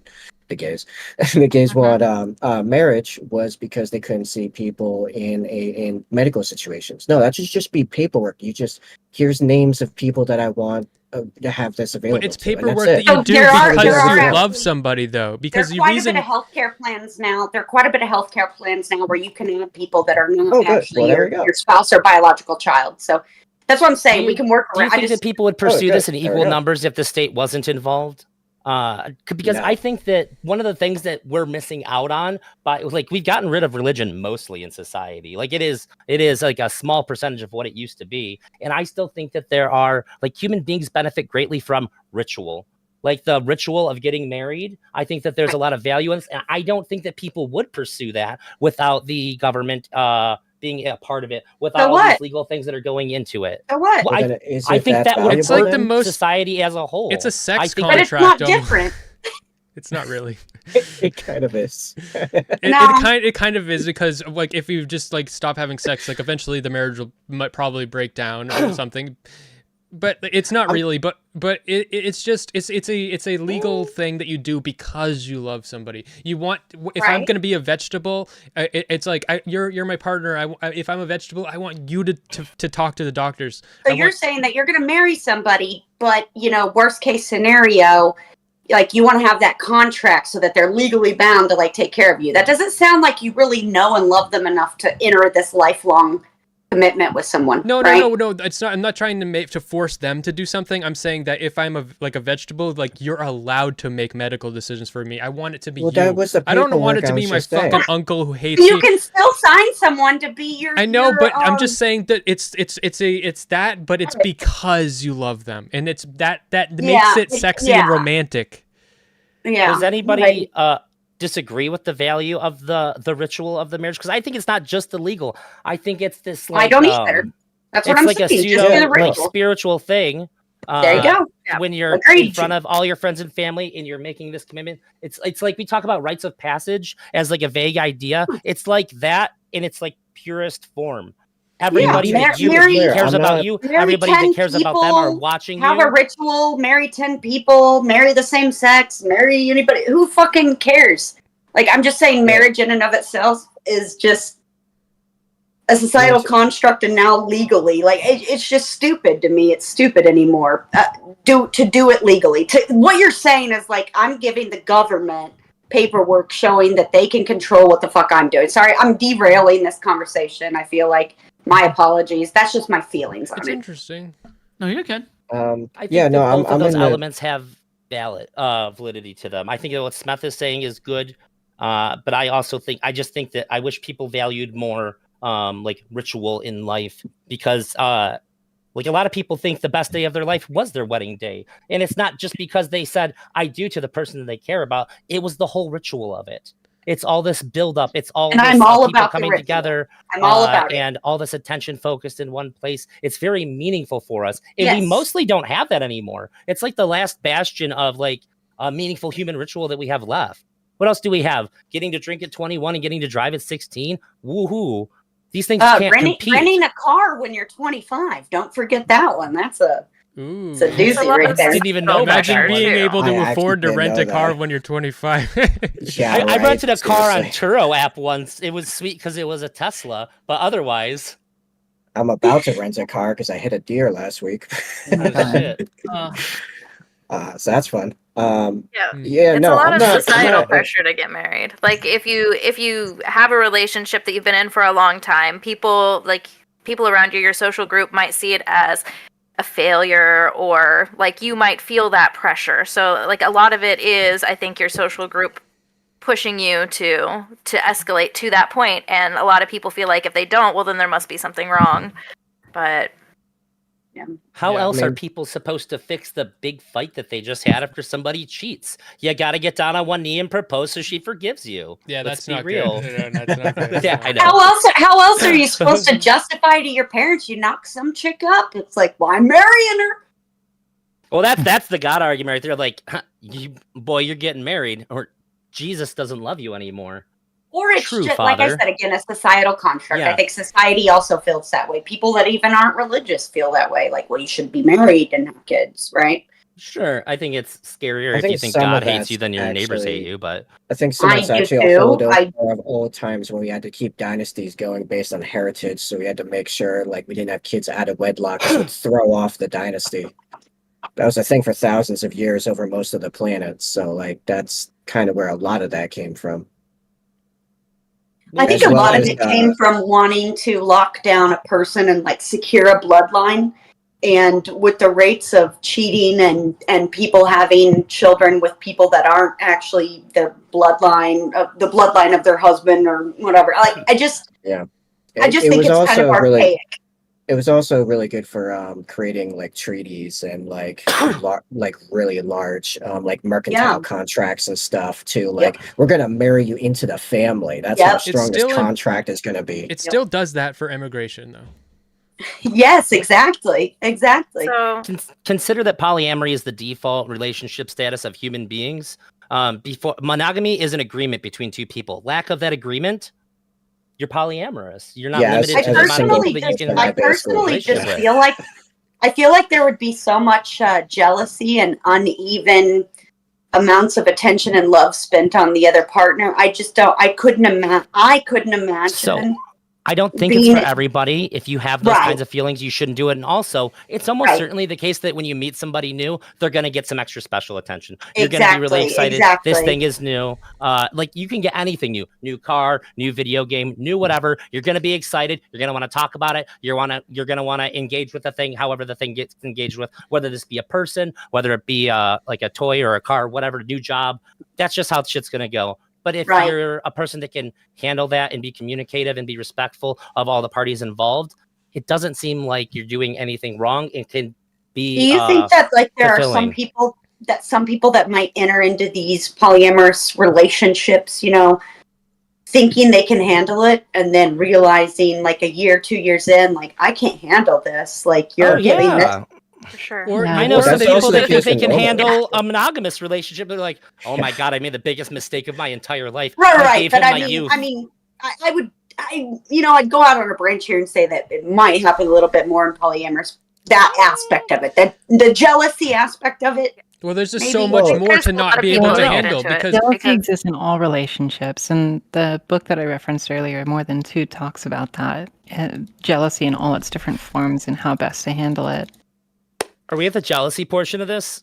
Because that's Yeah, one of let's my talk favorite about it. parts. relationships can be good for you and they can be bad for you. I think thinking that you can't handle it Well, is you can bring it up. like Yeah. that is the chance that you're right that you can't handle it, or like it could actually be that your partners are insane and you can't handle them, and like the chance that you're actually going to be able to see through all the bullshit and know actually what's going on, if it's actually you or if it's actually them, or like that's something that people need like to figure out years after like being out of a relationship, to figure out what the fuck was happening the whole time. So I just think there's so much more happening in poly relationships. It's just a very dangerous proposal.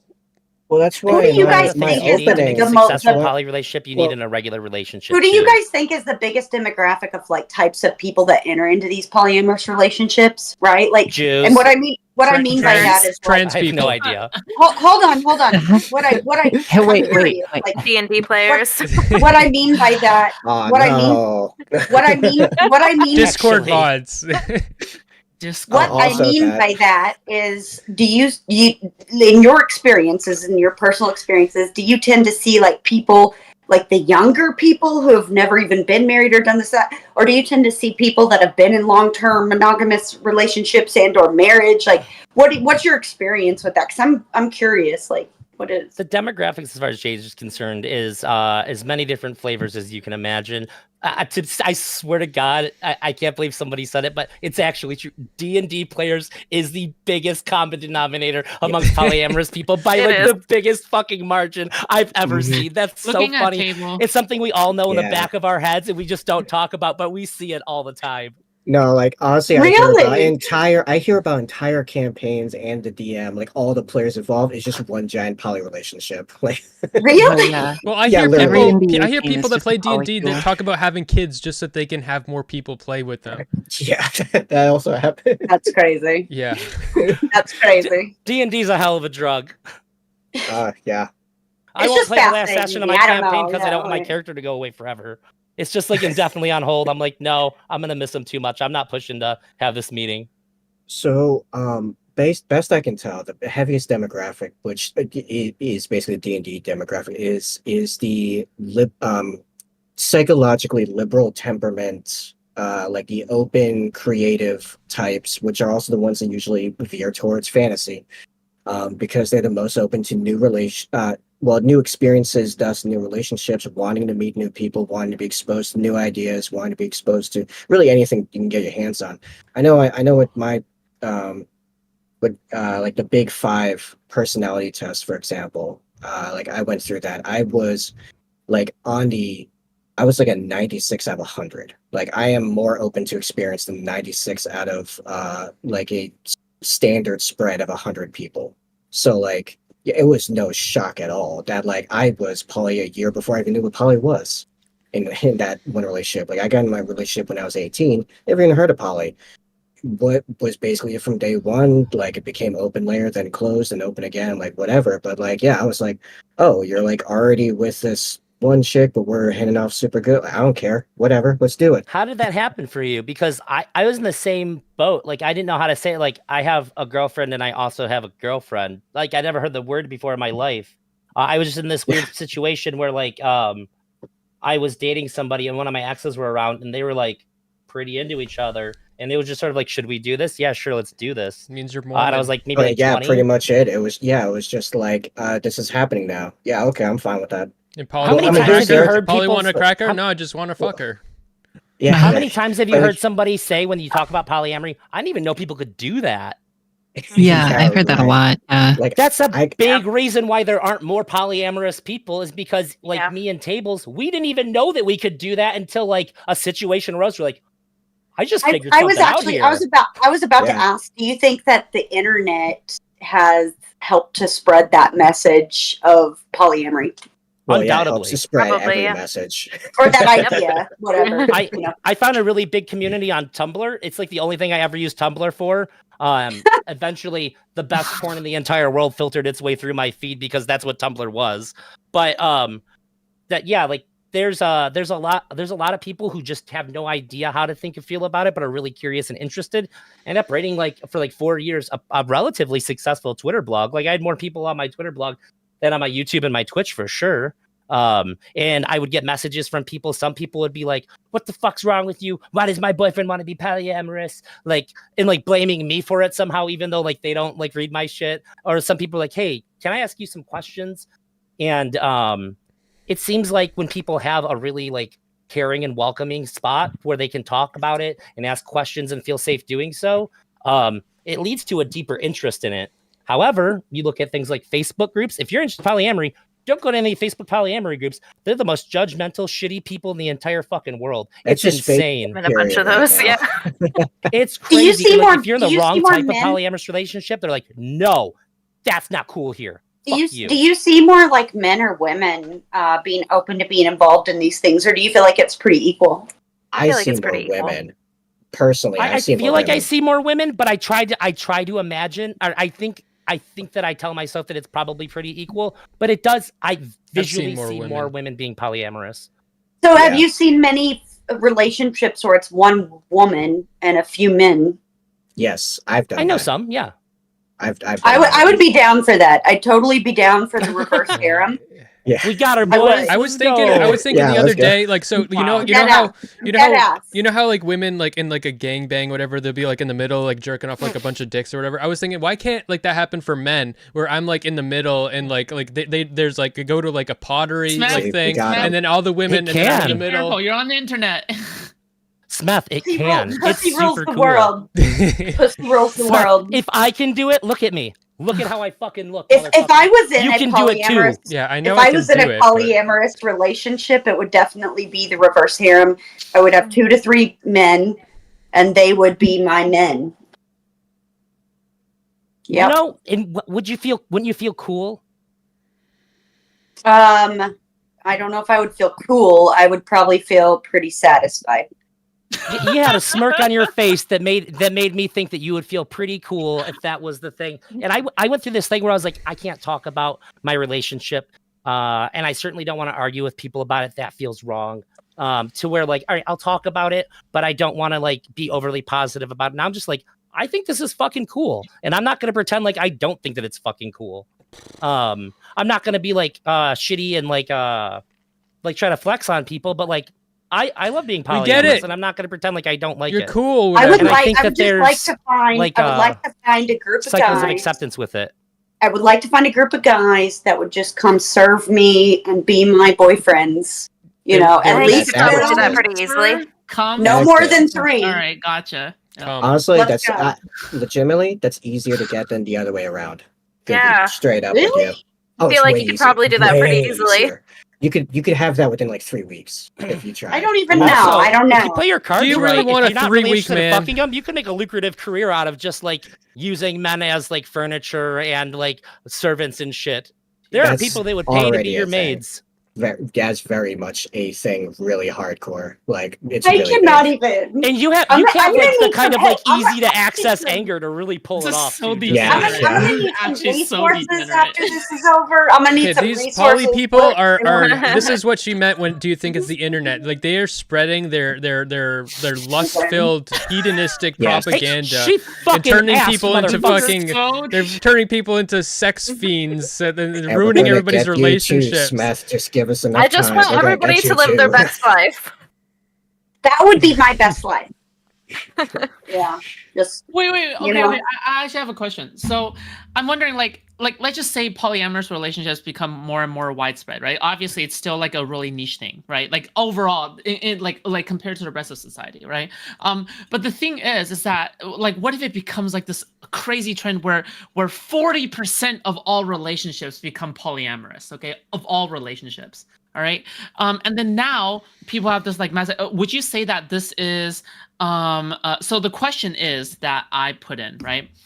Does polyamory contribute or to hinder the pursuit of gender equality in relationships and society as a whole? Because some polyamorous relationships would be 3 people, an odd number or an even number or whatever the heck. So how would that be, even out, or I want an odd number so that they can both fight over me constantly. I can get that too. I think that in all relationships, including poly and monogamous, there are going to be power imbalances, and as it is in the patriarchy, like in as cringe of like a term as it is, like there are more often going to be power imbalances, like in the male's favor. That's That's changing as women get more like money, like women are earning more than men at a certain age and stuff like that.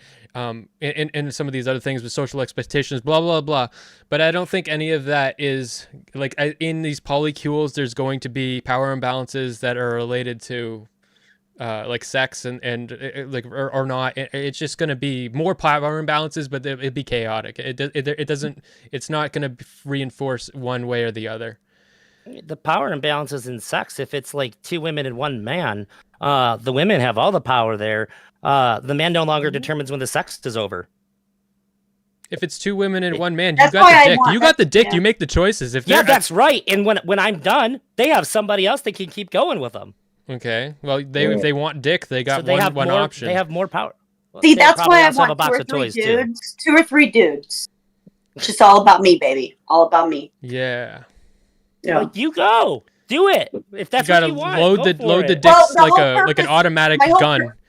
My whole purpose of being here was to advertise myself for that. So There we go. Mission accomplished. Weird introduction for this What platform the- that you're no, providing for Tom, yourself. What But about all the right. topic? What the fuck is happening? Food shops pimp arc. It's becoming real. No. let's go. Let's go. If you want to join my reverse harem, It's All just right, a you hit should on do- introduction. you should do food it. shop has my deep. We should do a dating stream where we have men and we have Smashy here, Smashly, and we have Smashly and a whole bunch of men who want to join her harem. Let's go. Let's do it. Oh, Join my harem. Join my harem. I'm down. I'm serious. No more than 3 though. I No, can't. wait, what about I can't okay, handle okay, it. wait, I wanted to say something about Ask Food for Shop's ID. topic. The scary Okay. thing about the 40% of the population being polyamorous is that while on the positive side, there would be overall likely less incels. However, the ones that remain are going to be way more fucking pissed off and dangerous. Yeah. Oh my God. If you thought they were seething before, they're like, you mean almost like half the fucking people don't even just have to have one partner and I still can't get fucking laid? Yeah. I'm What do you buying mean, 10 guns today. Oh my god. That's going to be the future. That's it's like, the what do you worst mean? part about it. There's people that can nail like 8 people and I can't get a single one. I'm done. Dude. Yeah, like the red pillars are gonna be preaching like way more viciously to the remaining incels. It's gonna be fucked up. Dude, It's true. It's just gonna be pretty content, chill. one Probably relationship have is more already orgies. so much work, and I have to. It's so much work to have a relationship with someone else and then still maintain a relationship with myself. I feel like just exposing myself to someone else in one relationship, I have to do so much work to like heal myself in private and like with Yeah. myself. You know, That's a solid fucking point. So there's a big counterpoint to that though. So Smeth, so let's say you have like 100 units of energy you can spend, and you choose to spend about 40 of that on your partner every single day, right? Mm-hmm. So you only have 60 for work and yourself and everything else you have to do. But now they also have another partner, so now maybe you only have to spend 20 to 25 units of energy on them. But in my world, it's all men, hetero cis men. Well, that's why it was targeted at Smeth's concern. Yeah, so like the thing is, I want my partner to give me that 40 points of energy into my resource like tablet in my then it's probably D&D just not whatever. for you. That's it. But, I mean, no one's arguing everyone should be poly. I mean, the guys in my harem need to understand that I'm not going to expend a whole lot of energy on them outside of sex. In figuring out how to like be a better boyfriend for my girlfriend and her figuring out how to be a better girlfriend for me, and just there's so much personal growth in that I feel like is sidestepped by finding another solution to whatever is lacking in the relationship. Do you think it's possible to find somebody that's going to perfectly meet every single one of your needs, even with hard work? No. But that's the thing. That's the thing. I'm saying that absence, that need, and that need for growth, or just living with that lack, that is where the growth. That's important. That makes you a stronger person. It makes you. I think that's made up and it's not real. I've lived it. I think that people that of are course more you would say that because you're poly. I know it for a fact. It's real. I think it's made up. I think you're delusional. Okay. So then, by this metric, it seems like maybe we shouldn't help people that need help. It seems like maybe being poor and struggling through life is going to make you a better growing individual. And maybe you need to be miserable so you can figure out how to make That's your not own what I happiness said. out That's of not what dirt. I said. I'm saying that you have a dedicated partner that's dedicated to growing as a person with you, because like you you said that the and your lack- relationship with them, you cannot outsource the you have a conflict and they don't meet you in a certain way. You just outsource to someone else rather than trying to work with them and figuring out how to live with that. Some things aren't that big a deal, though. Number. Sure, some things aren't that big a deal, and some things are, though. But why? I mean, what's wrong with outsourcing the things that aren't that big a deal? No, honestly, I'm talking like a lot of smack. Like I think it's totally legitimate. You're the most reasonable to me, poly person here. I don't know, because these other people are saying some whatever. Look. Like well, I'm just saying I think it's perfectly legitimate to like live like that and stuff. But it's just for me, I think that you grow. I need the monogamy to grow. If I didn't rely on monogamy, I would be emotionally stunted personally. I would just stay stagnant as a person. Right, but if you have like a partner who like loves theme parks and loves roller coasters and really wants someone to go on roller coasters with them, and then like you have their partner is someone that just can't do roller coasters, like what's wrong with, them outsourcing that? And of course, every single like really big important thing in the relationship, like if they have sexual issues, intimacy issues, like of course that's something that you're going to continue to be invested in polyamory, like despite like maybe outsourcing like some of the fun stuff, like maybe what TV shows your partner hates that you want to watch with someone else. Like if you didn't want to continue to invest in the emotional stuff, the intimate stuff, like the how you want to do all that, then like what's the point of continuing to be in the relationship at all? So I think there's nothing to take away from that. You can find a friend. Like I have a friend that I go do like dumb shit. Like I go and like we try to find the hottest chicken. Like there's this chain, Dave's Hot Chicken, that like Drake sponsored. So I have a friend that I'll go to amusement parks with, but.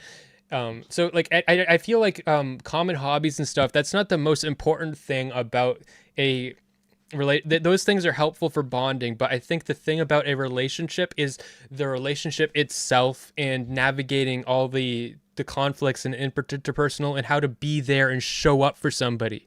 And I think that being poly takes away. Is your friend that you do this stuff with a male or female?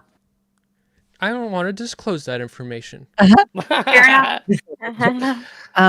If I could smell jump that in answer really coming. It's a male. I just I'm gonna have to go. I have to start dinner for my girlfriend. She gets home soon. But okay. I wanted to say that I think one of the biggest reasons that our relationship works is because we're all together. So I'm dating these two, they're dating each other, they're both dating me, etc. And the triangle that we have set up here is unlike a lot of other polyamorous couples where it'll be like one person has like 3 or 4 partners or something like that, and some of them might not know each other, some of them might not be aware of each other. But I think ours is very much based on open communication and a willingness to come to the table and work out our issues. But yeah, other than that, it sounds like you're just kind of there to kind of serve, like. But if that's your love language, I guess that's fine. Because she's making dinner. Don't confirm. No. I have some concerns. I have some concerns about your relationship. The conversation from the way you've earlier. talked about it in the past. To clarify, literally the conversation earlier. Yeah.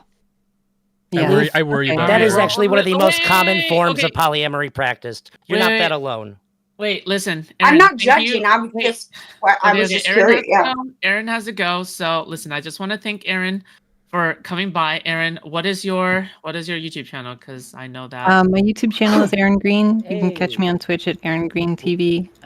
My Twitter is ERNGRN TV, and I think that's pretty much it. If you want to go to my website, it's aarongreen.tv. All right, thank you for coming by. Of course, yeah. Thank you for having me. I love you all. Talk to you later. Nice talking to you. Yeah. Bye. Let's fix I really didn't mean that because she was making dinner. I like making dinner too. It was the conversation earlier that she was having. Like, that's why. You just nuked the triad, Smashley. Wait, Smeth. You said you smashed it. Yeah. Wait, Smeth. Some might say that you have a skill issue. Okay, what do you respond to these people? A what issue? What are my skill? What do I lack my skill? I think you're afraid of threesomes. That you're unable. No, not that. Okay, I'm hearing too many things. I don't know what the question is.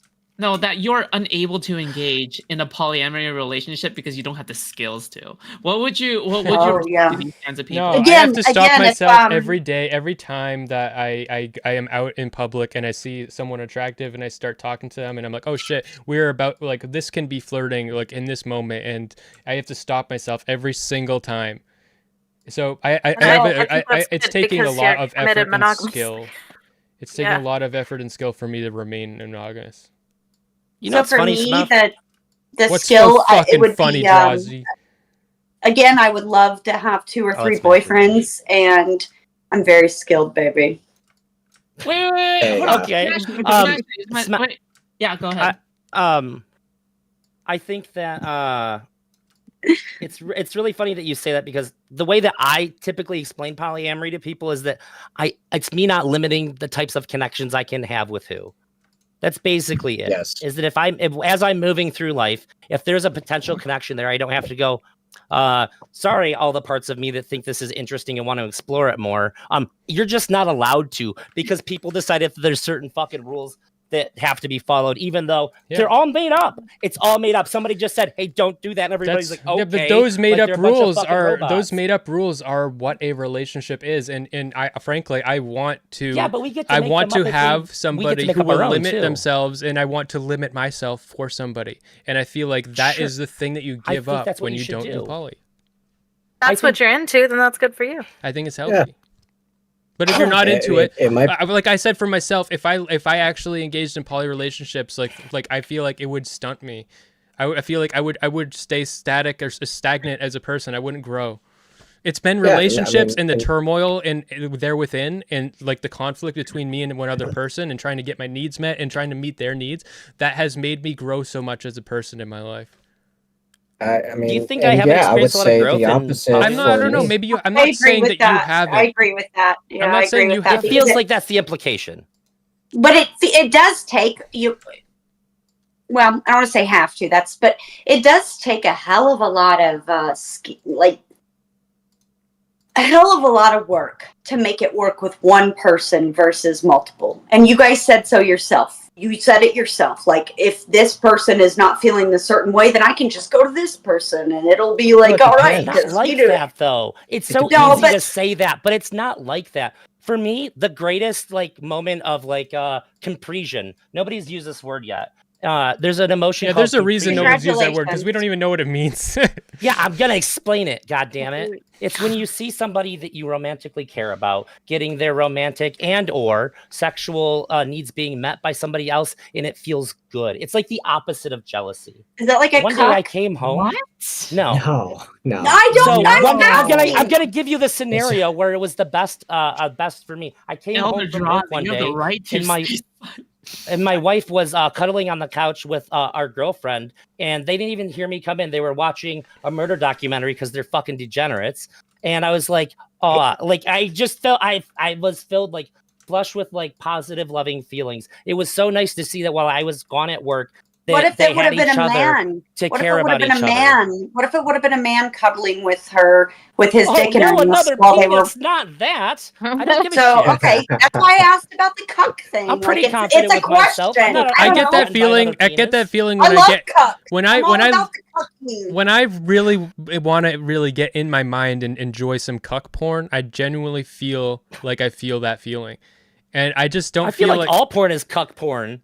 Like you're just sitting there Actually, watching. yeah, No, it I kind guess of sort of, is. yeah, It I kind guess No, of it is. isn't. No, Open no, it up your isn't. imagination a little, you know? No, it Sit in a isn't. chair. Well, yeah, but there's The also porn, cuck the cuck porn porn. I watch, I literally just Yeah. watch dudes jerking off. Like that's my porn. That's it. Well, that So you makes just going Omegle? Okay. That That makes- sounds like a mega. that makes you sounds the like cuck. Mega cucking. Yeah, that's meta cucking. When you watch cuck porn, you're getting off to somebody else getting cucked. You're like, yes, I wanna How many feel the levels shame of of cuck And then poultry? there's like GoPro POV porn where it's like you are the person, and then that might be the not cuck porn because but that's Yeah. rare. It's hard to find that. Oh. Well, it's hard to find it when I was it's good. thinking about like the whole VR and the porn, right? Like virtual reality porn, and I was like, if all I watch is dudes jerking off, then what am I watching? Like it's like Dude coming at jerking your off. face, literally. Like Hey, Food, I just want to remind you this is entirely your fault. I'm just watching Food's face this entire time. It's great. Hey, cum and It's food its are own a great experience. combination. Yeah, I right. love it. I love it. I wanted to advertise my reverse harem application process, so I appreciate it. So then, do you want to make it clear that nobody here convinced you were already on this before you got Yes, here? absolutely. Food shops can Wait, actually hold on. corroborate. I actually have a question, Smash A. So other than your extremely sexually explicit name, okay, all right. So the original question was, does polyamory contribute to or hinder the pursuit of gender equality in relationships and society as a whole? The original question when was at what point in time? at what was When? a while ago. Okay, I forgot. Okay, maybe it was like 10 minutes ago, 20 minutes ago. Okay, but the point was like, does it hinder gender equality, right? Gender equality, right? So when we're talking about gender equality, we're talking about overall in society, right? So for example, if you're talking about something along the lines of having two men being subservient to you, right? And then if that is serving as like the standard of something, let's talk about that, right? Let's talk about whether if that's something problematic or not. So what's your thoughts on that, Smash? I think that everybody on this panel confirmed that it would be way easier for me to get a bunch of cuckolded men to serve me than it would be the other way around. That doesn't sound like much equality to me, but I'm okay with it. Women are taking really over would the be. world. You The could beat world the shit is- out of them and everything, and they'd pay you. This is a woman's world, and it's not equality. We're taking over. Here we are. Roar. Is that a thing? Why does gender equality even come into the equation here? It's Yeah, an I don't think know. it just would represent the system we already live in. So I don't think it really doesn't. Honestly, I guess if we live in a world where like all relationships are like women's harems of men that are just cucks, and like they like maybe they men like they have like a bunch of like mistresses and they beg to be able to come or whatever. Maybe that would reinforce some. You can beg to be able to come. So reverse harems do tend to be more of a specific fetish, though. It's not really like mainstream polyamory, I guess. So It's still polyamory. It is, Valid. but I would say that, like, looking at the type of people that generally participate in polyamory, they tend to be more liberal, more progressive, more in favor of gender equality. And actually, even people who participate in fetish stuff and like that, it's not necessarily indicative of, not having equal rights in general. Like, at the end of the day, like, a submissive obviously still has a lot of say in the relationship, even though there's like that power dynamic or whatever. Yeah, that's a whole nother thing. But yeah. I also have a foot fetish. You're dead on that. It's definitely more liberal. Okay. Imagine how funny it would be to meet a polycule that's all like MAGA didn't- hat wearing Catholics.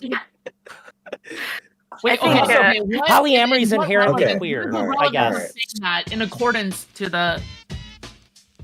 So as far as I'm concerned, like gender equality outside of legal matters, outside of law and legality, I think is like effectively meaningless and doesn't really matter, because once you start trying to apply it in any type of non-legal fashion, you're disrupting people's ability to choose their own lifestyle and how they want to do things. You need to let people figure that out for themselves in their own private lives. I can So I don't help really you care. guys. I can help everyone figure it out. Get this typically fucking lady in an the ice social pack. dynamics, it's really it's really just playing at power imbalance, because obviously you can't like actually enslave people. So I don't know. I mean, to some extent, it's always going to be a fantasy. I don't know. I believe in my dreams. I'm pursuing them. Okay, what were we talking about? I have a question. So what are some of the? So I actually want to know. All right.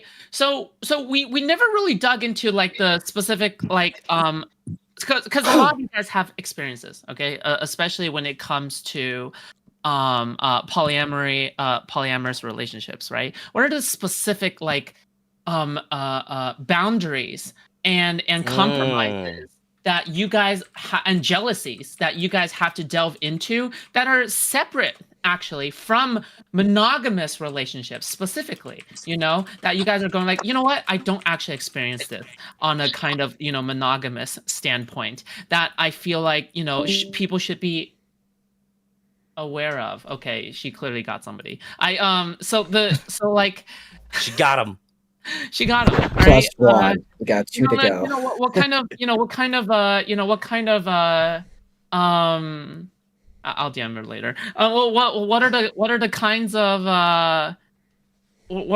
of things that are going on? We understand the question. Yeah. Also, Yeah. This is the best question you've asked. I'll let somebody else go thank you. first, though. All right, go for it. Go for it. Yeah. I think as far as jealousy goes, probably my experience Well, is she has to very, go. very Yeah. different from what like a monogamous person would experience, because I'm just not very jealous when it comes to romantic things or sexual things. Really, the only time that I ever really experienced like strong feelings of jealousy didn't even have anything to do with polyamory. It was the fact that my partner had a much more active social life and had more friends than me and would go out and do stuff with friends, and I would feel like, ugh, I wish I had friends, and be like jealous of that. That's the strongest jealousy I've ever felt in my life. So I don't know, maybe I'm actually with Jess. I don't have a jealous molecule in my body, and like anyone knows me in person kind of knows that. I'm super free flow. Like, listen, you want to go do stuff, enjoy stuff, by all means, just make sure I have the information I need to make adult decisions, and I'm just going to do my thing. Like, I'm not. It's almost always a case of me figuring out what other people's boundaries are. I don't have much unless you do something really stupid, in which case I need to know about, just so I don't like fall into the same stupid trap. Okay, Mr. Perfect. Yes, I am. Glad you noticed. Yeah. All right. I kind of have to go eventually. Like I said, I have work at like 6 a.m. in the morning, and Yeah, no problem. Yeah, of course. I'll miss you. yeah, right. Aww. Yeah. And unfortunately, I'm taken. Wait, I said I'll miss Smeth, you. wait, Not I want to wait, fuck you. wait, What the fuck? Hold on. Chill, Smeth, buddy. Smeth, Pump Smeth, the brakes. Wait, and Smeth, only the brakes. do you acknowledge that you can miss somebody platonically? Do you concede to that point? No, it's impossible. I sent him one nude ever, and he's been like this ever since. Smith, It's fucking ridiculous. Do you see what people mean now when they say that it might be a skill issue? Yeah, I mean, yeah, I don't know. It's just gotta... Are you sure you aren't the psychopath in this situation? I'm just... There do seem to be a lot of people who disagree with you all at the same time. No, I'm just kidding. Yeah. Right. I think I found generally the do get fringe. what you're saying, and I understand why you value the one person, the rock, and all that. But like at the same time, you understand why people don't as well, right? That it doesn't have to be the bad thing that you're worried about. Sure. Yeah. I think it can work out just fine, and I've heard, but I think I think it very often doesn't work out, and I think it's dangerous. Do you think it also very often doesn't work out in mono relationships too, though? There's probably something in us that just kind of sucks at relationships. I think it works out less often in poly relationships. Oh, but also though, you also if it doesn't work out with one, you still have a fallback. So you have two partners, right? The chances of them not working out, I think, are probably slightly higher, if not, depending on who it is. Like, it could be equal to, it could be less than, or it could be more likely to not work out than any one monogamous relationship. But I think in general, as a statistical thing, they're probably slightly more likely to not work out. But in the case they don't work out, then you have a fallback. So it's a way you can be. But I just value. Does that work with kids too? Like if you have more than one, then you have a fallback kid? No, with kids you have to. It used to be that way when they died. You have to have the unconditional thing. Now Tuna Chip is here. So me and Tuna Chip, we've talked about this before. Me and him have the same exact phenotype. So you can him, and also like Nick Fuentes. We have like the same facial hair kind of thing, kind of skull shape. I mean, we're nothing alike, but let him take my place. All right. Wait, can I just respond to what you said before you go? Yeah, what? Yeah. So I think that you're right that statistically polyamorous relationships do fail at a higher number, but here's the problem. We don't have the same kind of literature. We don't have the same kind of society that monogamous people have. We don't have like easily accessible good role models and examples like mono people have all over the place. What we do have is a bunch of people calling us degenerates, telling us that we're wrong, putting extra pressure on the relationship, not knowing if it's okay to like be open about being poly around this person or that person. We have a ton of extra things that make our everyday lives in a relationship more difficult and challenging than a monogamous person would have, and way less support. So I think that this is a huge contributing factor to things that make it more difficult. It's real. And I think that if society got with the fucking program, we'd see those numbers drop. Maybe. Okay. Yeah. All right, Smeth, you have to go, right? Yeah. Okay, Smeth. Closing statement. Go. Everybody, never be a poly ever. Jesus. Okay. All right. Well, I mean, okay, that's your takeaway from this entire experience. Okay. So like even in the world that Drazi just like described, I think that would make it more likely to work better and stuff. But I really do. And I don't want to force my values on anyone else. But like from my reality, from what I perceive, I know I'm different. I mean, there's different people, but from the way I see it, it's just like you're losing that partner of personal growth experience. You're losing somebody who's going to work on themselves, and you're losing out on some of that. That's what I think. Okay. All right. Where can people find you? Real Smeth on YouTube is my main place. You know how it is. You'll see me there. Just fucking go over there. All right, bye. Okay. All right, see ya. Boot Chops, I can answer your question now. Yeah, he'll answer a question now. Okay. Okay, I'm going to go drive over to my grandma's house so I can house sit for her because she just had a heart attack.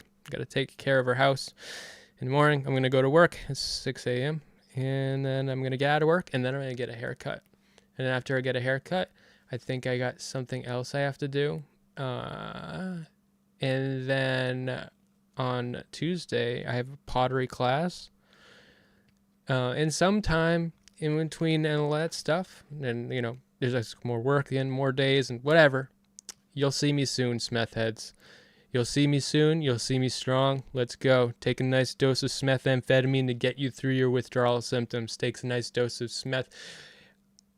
Adone and wipe the Smethma off your face. Bye-bye, Smeth heads.